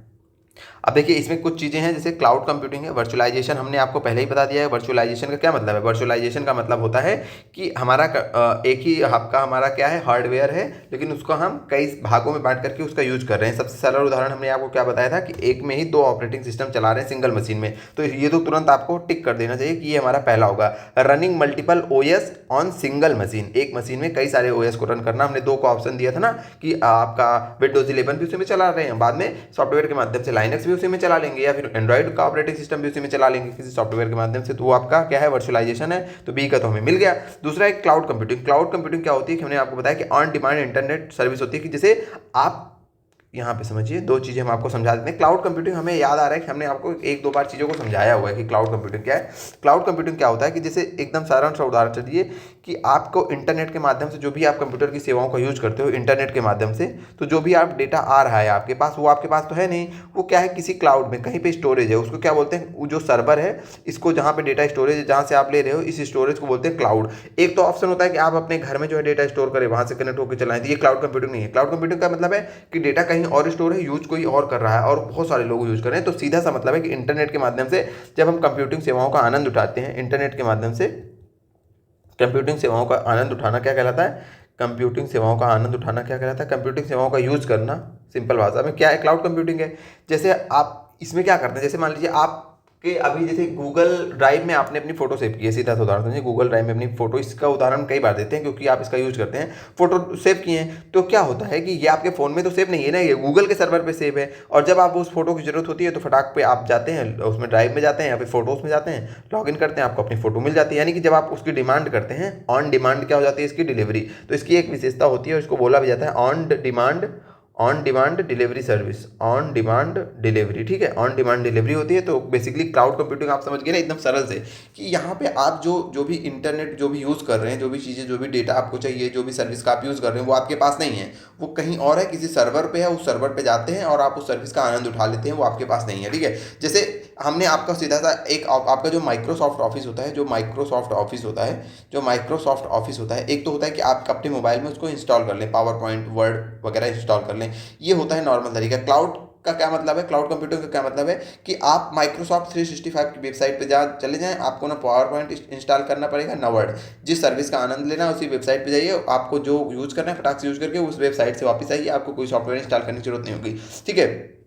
तो ये होता है आपका क्लाउड कंप्यूटिंग, ठीक है। इसमें क्या होता है, कहाँ गया, ये देखिए, तो क्लाउड कंप्यूटिंग हमने आपको कई बार बताया भी है। तो आप देखिए क्लाउड कंप्यूटिंग, इसमें ये लाइन आपको याद रखनी है, on demand resource access via internet, मतलब इंटरनेट के माध्यम से आपको जो भी रिसोर्स चाहिए उसका एक्सेस हो जाना क्या कहलाता है, वो आपका क्लाउड कंप्यूटिंग की श्रेणी में आता है, ठीक है। तो इसका हो जाएगा पहला, वर्चुअलाइजेशन का हमने देख लिया, एक सेकंड, इसका तीसरा हो जाएगा, और इसका पहला हो जाएगा एज कंप्यूटिंग क्या है, और क्वांटम कंप्यूटिंग। तो क्वांटम कंप्यूटिंग कुछ नहीं है, क्वांटम कंप्यूटिंग ये लिखा है ना कि क्वांटम फिनोमिना फॉर कंप्यूटेशन के लिए जब क्वांटम का यूज किया जाता है तो आपका क्वांटम कंप्यूटिंग कहलाता है। इसको तो कोई देखना ही नहीं है, क्वांटम वर्ड यहाँ पे भी है, क्वांटम वर्ड यहाँ पे भी है, इसको आप फटाक से समझ जाओगे, इससे ज़्यादा जानना जरूरी भी नहीं है। एज कंप्यूटिंग समझेंगे, एज कंप्यूटिंग क्या है, ठीक है। जैसे अभी हमने देखा कि क्लाउड कंप्यूटिंग देखा, वैसे ही एज कंप्यूटिंग होती है। एज कंप्यूटिंग क्या होती है, देखिए हमने बताया कि आपके पास 2 तरीका है, चाहे आप अपनी फ़ोटो जो है, फोटोज़ एकदम उदाहरण समझिए, फोटोज़ को आप अपने घर में एक हार्ड डिस्क खरीद लीजिए, या फिर पेन ड्राइव खरीद लीजिए, उसमें जो है आप अपनी चीज़ों को स्टोर करिए। एक तरीका ये हो गया, आप अपने डेटा को जहाँ का डेटा को अपने घर में लोकल रूप में डेटा सोर्स के पास में इकट्ठा करिए। आपका घर है वहीं पे आप अपने डेटा को स्टोर करिए, ठीक है, किसी क्लाउड पर ना करिए, ठीक है, किसी क्लाउड पर ना करिए। और एक तरीका है कि आप अपने डेटा को किसी क्लाउड पर स्टोर करें, किसी क्लाउड जैसे आपका जीमेल हो गया, ठीक है, सॉरी जैसे आपका फोटोज़ हो गया यानी कि गूगल का ड्राइव हो गया, ठीक है, और माइक्रोसॉफ्ट ऑफिस में भी एक होता है, उसको क्या बोलते हैं वो जो वन ड्राइव ये भी क्लाउड की सर्विस है। तो चाहे आप अपनी वन ड्राइव या फिर गूगल ड्राइव में स्टोर करिए, ये क्या होता है, क्लाउड होता है, मतलब आप अपने डेटा को इंटरनेट पे स्टोर कर रहे हैं, इंटरनेट पे कोई स्टोरेज है ऑनलाइन वहाँ पे स्टोर कर रहे हैं, ये कहलाता है क्लाउड कंप्यूटिंग का पार्ट। और जब अपने डेटा को लोकली किसी क्लाउड पे स्टोर ना करके अपने घर में हार्ड डिस्क पेन ड्राइव में स्टोर करना, यही आपका कहलाता है एज कंप्यूटिंग। ये क्या कहलाता है, एज कंप्यूटिंग। अब हमें आशा है कि आप एज कंप्यूटिंग को समझ चुके होंगे, ठीक है। तो वही कह रहा है कि एज कंप्यूटिंग को हमें मिलान करना है। देखिए ऑप्शन 2 है ना कि distributing processing closer to data source, मतलब जो आपका डेटा सोर्स है, डेटा सोर्स मान लीजिए आपका फोन है, आपका फोन डेटा स्टोरेज करना चाहता है, तो डेटा सोर्स अब जो आपका सर्वर है, शब्दों को ऐसे जो आपका सर्वर है वो तो आपसे बहुत दूर है। अगर आप क्लाउड कंप्यूटिंग का यूज करोगे तो जो आपका गूगल का जो सर्वर है वो आपके पास है, या वन ड्राइव का जो सर्वर है आपका पता वो कहीं रखा हुआ किसी लॉस एंजल्स में पड़ा हुआ है उसका सर्वर, किसी हिंद महासागर में बढ़िया वो समुद्र के अंदर है उसका सर्वर, ठीक है, तो वो आपके पास तो नहीं है। लेकिन ये क्लाउड कंप्यूटिंग होती है जहां सर्वर आपके पास नहीं होता। लेकिन हमने बताया एज ए कंप्यूटिंग का है जहां सर्वर आपके पास होता है, यानी कि जो डेटा स्टोर कर रहे हो आपका वो आपके पास ही है। तो ये कह रहा है क्लोजर है डेटा सोर्स, ठीक है, distributing processing closer data source. तो आप जो आपका डेटा स्टोर कर रहे हो, प्रोसेस कर रहे हो, अपने पास में कर रहे हो, ठीक है, डेटा रिसोर्स जो है वो आपके पास में है। तो ये किसका हिस्सा है, ये आपका है एज कंप्यूटिंग, ठीक है, ये एज कंप्यूटिंग की विशेषता है। तो क्या हो जाएगा इसका राइट आंसर, तीसरा, पहला, दूसरा और चौथा। देखिए कोई ऑप्शन है तीसरा, पहला, दूसरा, चौथा, तो हाँ हमारा ऑप्शन हो जाएगा सी, सही हो जाएगा, ठीक है। अब बढ़ते हैं आज के अगले प्रश्न की ओर। देखिए क्लास थोड़ा सा तेज चल रही है, तेज चलने का मतलब ये है कि ज़्यादा चीज़ों को अब हम जितनी जहाँ जरूरत है उतनी चीज़ों को एक्सप्लेन कर रहे हैं, जहाँ पे जरूरत नहीं है, ज़्यादा फैक्चुअल चीज़ें हैं तो इसको ऐसे पढ़ते चलिए, ठीक है। और इसलिए भी थोड़ा सा एक्सप्लेन करना कम कर दिए हैं, क्योंकि ऐसा ना हो कि हम एक्सप्लेन ही करते रहें, क्योंकि बहुत टाइम हमें भी नहीं मिल रहा है क्लास बनाने का, क्लास में गैप भी हो जा रहा है, क्योंकि इतना इसमें बिजी शेड्यूल चल रहा है जिसकी कोई लिमिट नहीं है। मतलब केवल सुबह से रात तक काम, 24 घंटे इस समय काम ही चल रहा है, क्या बताएं आप लोगों से। बहरहाल वो चीज़ें जाने दीजिए। तो कोशिश कर रहे हैं कि हमने प्रॉमिस किया है कि साथ समय आपका सिलेबस कंप्लीट करवाना है तो वो कंप्लीट करवाना है, ठीक है। इसीलिए पेपर में अब आपके पास टाइम बहुत कम है, टाइम बहुत कम है, तो एकदम मोटिवेटेड होकर पढ़ते रहिए। कंप्यूटर हम ऐसे प्रोवाइड करवाते रहेंगे, क्योंकि यहाँ पे बहुत ज़्यादा कोई चीज़ों की एक्सप्लेन करने की जरूरत है नहीं, तो कर नहीं रहे। यदि आप में से किसी भी साथी को कोई पॉइंट नहीं समझ में आता, कोई बात नहीं समझ में आती, कोई भी इसमें कोई भी प्रॉब्लम रखती है, तो कमेंट करके बताया करिए। आप कमेंट करते नहीं है तो हमें पता नहीं चलता, इसका मतलब आपको सब समझ में आ रहा है। अगर किसी को कुछ ना समझ में आया करो तो बिल्कुल कमेंट किया करिए, हम नेक्स्ट क्लास में कोशिश करेंगे कि उस चीज़ को बता देंगे, ठीक है, आने वाली 1-2 क्लासेस में। देखते हैं अगला हमारा क्या है। ये जो है, ये जो उल्टा सीधा यहाँ पे लिख उठा है त्रिप्को करेंसी, त्रिप्को नहीं है ये क्रिप्टो करेंसी है, ठीक है, क्रिप्टो, ठीक है, क्रिप्टो करेंसी। क्वेश्चन रिपीटेड है, इसका आंसर आप बताएंगे। क्रिप्टो करेंसी लेन देन में कौन सी तकनीक का यूज किया जाता है, यानी कि कौन सी तकनीक आधार है क्रिप्टो करेंसी के लेन देन में। IoT इंटरनेट ऑफ थिंग्स पढ़ा चुके हैं, बिग डेटा ये भी पढ़ा चुके हैं, क्लाउड कंप्यूटिंग ये भी पढ़ा चुके हैं, ब्लॉकचेन ये भी पढ़ा चुके हैं, ठीक है। आंसर देख ही रहा होगा, आपको कमेंट क्या करोगे आप लोग। तो इसको कई बार हम बता चुके हैं कि ब्लॉकचेन तकनीक, क्रिप्टो करेंसी, एकदम रट लीजिएगा, क्वेश्चन आ सकता है, बहुत रिपीटेड क्वेश्चन है। अगला है कि मुख्य रूप से भविष्य के कौशल के रूप में किसको परिभाषित किया जाता है, बताइएगा। अब ये ये मतलब ऐसा कोई क्वेश्चन नहीं है कि आप इसको पढ़ोगे, ये सीधी सी बात है कि फ्यूचर स्किल क्या है। अब इसको पढ़िए, आप सिंपल सा आंसर दीजिए, क्या होगा फ्यूचर स्किल। दिख रहा है कि कौशल जो केवल औपचारिक शिक्षा के माध्यम से प्राप्त होता है वो है आपकी फ्यूचर स्किल। आप कहेंगे नहीं ये कुछ बात नहीं समझ में आ रही है। फिर है कि क्षमताएं जो व्यक्तियों को सरल समस्याओं को हल करने की अनुमति देती हैं। फ्यूचर स्किल क्या है, जो सरल समस्याएं हैं वो फ्यूचर स्किल है। आप सरल समस्या, मान लीजिए कोई खाना नहीं खा पा रहा है तो आप चिम्मच से उसको खाना खिलाना सीख रहे हो, तो ये स्किल है, फ्यूचर की स्किल है नहीं। फ्यूचर का स्किल वो होती है कि जो फ्यूचर में काम करे, फ्यूचर में कैसी तकनीक की जरूरत है, भविष्य में आने वाली क्या समस्याएं होंगी उनके समाधान के लिए, या फिर भविष्य में आने वाले क्या क्या वर्क होंगे, किस टाइप का वर्क करना पड़ेगा, उस टाइम में भविष्य को ध्यान में रख करके स्किल को बनाना, वो क्या है, फ्यूचर स्किल है, ठीक है। तो ये भी नहीं होगा। अगला है कि उभरते संदर्भों में, मतलब जो भी अब इस समय जो संदर्भ उभर रहे हैं, जो इस समय की कॉम्प्लेक्स प्रॉब्लम्स हैं, उन जटिल समस्याओं को हल करने की योग्यता, बिल्कुल यही है फ्यूचर स्किल। कि वर्तमान की जो समस्याएं, भविष्य में आने वाली जो ऐसी समस्याएं हैं जो अभी तक सॉल्व नहीं की जा सकती, जिसको सॉल्व करना बहुत कठिन है, उनके लिए स्किल लाना क्या है, फ्यूचर स्किल है। एकदम सिंपल सी बात है। अगला है कि ये ऑप्शन देख लेते 14 भी, कौशल जिनके लिए निरंतर बाहरी निर्देशन की आवश्यकता है। तो ये सब कोई मतलब यहाँ पे है नहीं इन सारे ऑप्शंस का। ये होगा राइट आंसर कि आप इसको देखिए और अच्छे समझिए, ये सब पढ़ने की चीजें नहीं है। ये सब एग्जाम हॉल में इस टाइप के 1-2 क्वेश्चन आपको मिलेंगे जो कहीं आपको नहीं लिखे मिलेंगे। ये सब क्वेश्चन कहीं लिखे नहीं मिलते हैं किसी बुक में, बस ये आपको कॉमन सेंस से सॉल्व करना होता है ये सारे प्रश्नों को। ठीक है, बढ़ते हैं अगले प्रश्न पे। आज का हमारा अगला प्रश्न है कि कौन सा कथन जीरो ट्रस्ट सुरक्षा मॉडल। जीरो ट्रस्ट सुरक्षा मॉडल हमने आपको बहुत पहले पढ़ाया हुआ था। बहुत पहले क्या, हमें याद नहीं आ रहा है, शायद जब हम मेमोरी वगैरह के बारे में पढ़ा रहे थे उस टाइम पढ़ाए थे, जब हमने बताया था ना कि किसी पे भरोसा नहीं करना है। जीरो ट्रस्ट मॉडल क्या होता है कि भाई हमें किसी पे भरोसा करना ही नहीं है। ठीक है, किसी पे भरोसा करना ही नहीं है, ये होता है जीरो ट्रस्ट मॉडल। हमने बताया था ना कि यूजर एक बार लॉग आउट हो गया फिर से लॉग इन करेगा, फिर उसकी वेरीफाई करो। मतलब किसी पे जीरो ट्रस्ट का मतलब होता है जीरो, किसी पे मत, किसी भी यूजर पे आपको भरोसा नहीं करना है। यही जीरो ट्रस्ट मॉडल का क्या होता था, बेस होता था। बाकी जीरो ट्रस्ट मॉडल के बारे में आज अपना नोट्स ओपन करिएगा, जितनी चीजें हुई होंगी और हमने पढ़ाई होंगी एक्स्ट्रा उसको पढ़िएगा आप। ठीक है, तो देख लेते हैं क्या है इसका आंसर। लिखा है कि उपयोगकर्ताओं के प्रमाणित होने के बाद उसे दीर्घकालिक एक्सेस नहीं, दीर्घकालिक एक्सेस तो कभी प्रदान ही नहीं करता। आपको एकदम बार बार आपको वेरीफाई करेगा, जब उसका मन होगा तब आपको वेरीफाई करेगा। इसका मतलब ये किसी पे बिलीव नहीं करना है, किसी भी यूजर पे बिलीव नहीं करना है। ठीक है, तो ये दीर्घकालिक एक्सेस नहीं प्रदान करता। ऑप्शन बी तो राइट है, लेकिन उसके पहले हम अन्य ऑप्शन पे भी चर्चा कर लेते हैं। लिखा है कि सभी नेटवर्क खंडों की सुरक्षा के लिए सिंगल फायरवेल पर निर्भर रहता है। नहीं। अगला है कि केवल बाहरी अनुरोधों की जांच करते हुए आंतरिक नेटवर्क ट्रैफिक पर नहीं, ये किसी पर भरोसा करता ही नहीं है। पहली बात तो ये जानिए, बिल्कुल आपको एक्सेस चाहिए, हर बार आपकी एक्सेस को पहले ये सत्यापित करेगा कि आप ही हैं कि नहीं है। तो वही उपयोगकर्ताओं के स्थान की परवाह किए बिना प्रत्येक एक्सेस अनुरोध को लगातार वेरीफाई करता है। लगातार वर्ड पे फोकस करिए कि ये जीरो, इसका नाम है जीरो ट्रस्ट। हमें ट्रस्ट करना ही नहीं है, जब मन होगा तब। ऐसे जीरो ट्रस्ट को दिमाग में ये लाइन बैठा लीजिए कि इसके आगे क्या है, जीरो ट्रस्ट मतलब ट्रस्ट, ट्रस्ट मतलब विश्वास। जीरो ट्रस्ट मतलब आपको किसी के ऊपर जीरो ट्रस्ट है।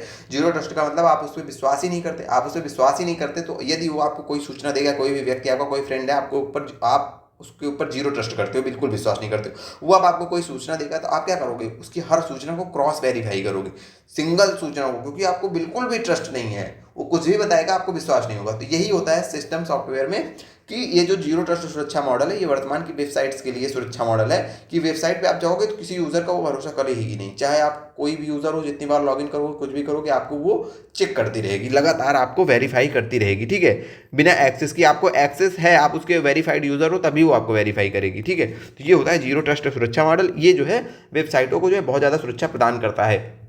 अब आज की क्लास यहीं खत्म करते हैं। हमारा 21 क्वेश्चन के समथिंग हुआ है। ठीक है, आने वाली 1-2 क्लासेस में आपका जो है 2-3 क्लासेस अभी बहरहाल लगेंगे, 1-2 दिन, 25 तक बोले, 25 तक सिलेबस को खत्म करने की कोशिश करेंगे। ठीक है, क्लासेस जो है बीच बीच में 1-2 दिन का गैप हो जा रहा है, उसको भी हम एडजस्ट करने की कोशिश करेंगे। जिस दिन भी टाइम मिलेगा आपको 1 या 2 एक्स्ट्रा क्लासेस बना करके प्रोवाइड करवा दी जाएंगी। कंप्यूटर को एकदम समय से कंप्लीट करवा दिया जाएगा। बाकी ये क्लास कैसी लगी आप लोग जरूर बताइएगा। यदि क्लास में किसी भी प्रकार की इंप्रूवमेंट की जरूरत है तो आप उसको भी बताइएगा। ठीक है, बिना जो है किसी और चीज़ की परवाह किए बिना। यदि आपको कंटेंट में किसी प्रकार की कोई कमी लग रही है, कोई टॉपिक नहीं समझ में आ रहा है तो उसको कमेंट करके अवश्य बताइएगा। बाकी आप लोगों से मिलते हैं फिर से किसी नई क्लास में। और हाँ, एकदम इस समय मोटिवेटेड होकर पूरे जोश के साथ पढ़ाई करिए, क्योंकि इस बार आप लोगों को भी सिलेक्शन लेना है। ठीक है, जितनी सीटें हैं उसमें एक सीट आप सबकी होनी चाहिए। एकदम दिमाग में भर लीजिए थोड़ा सा।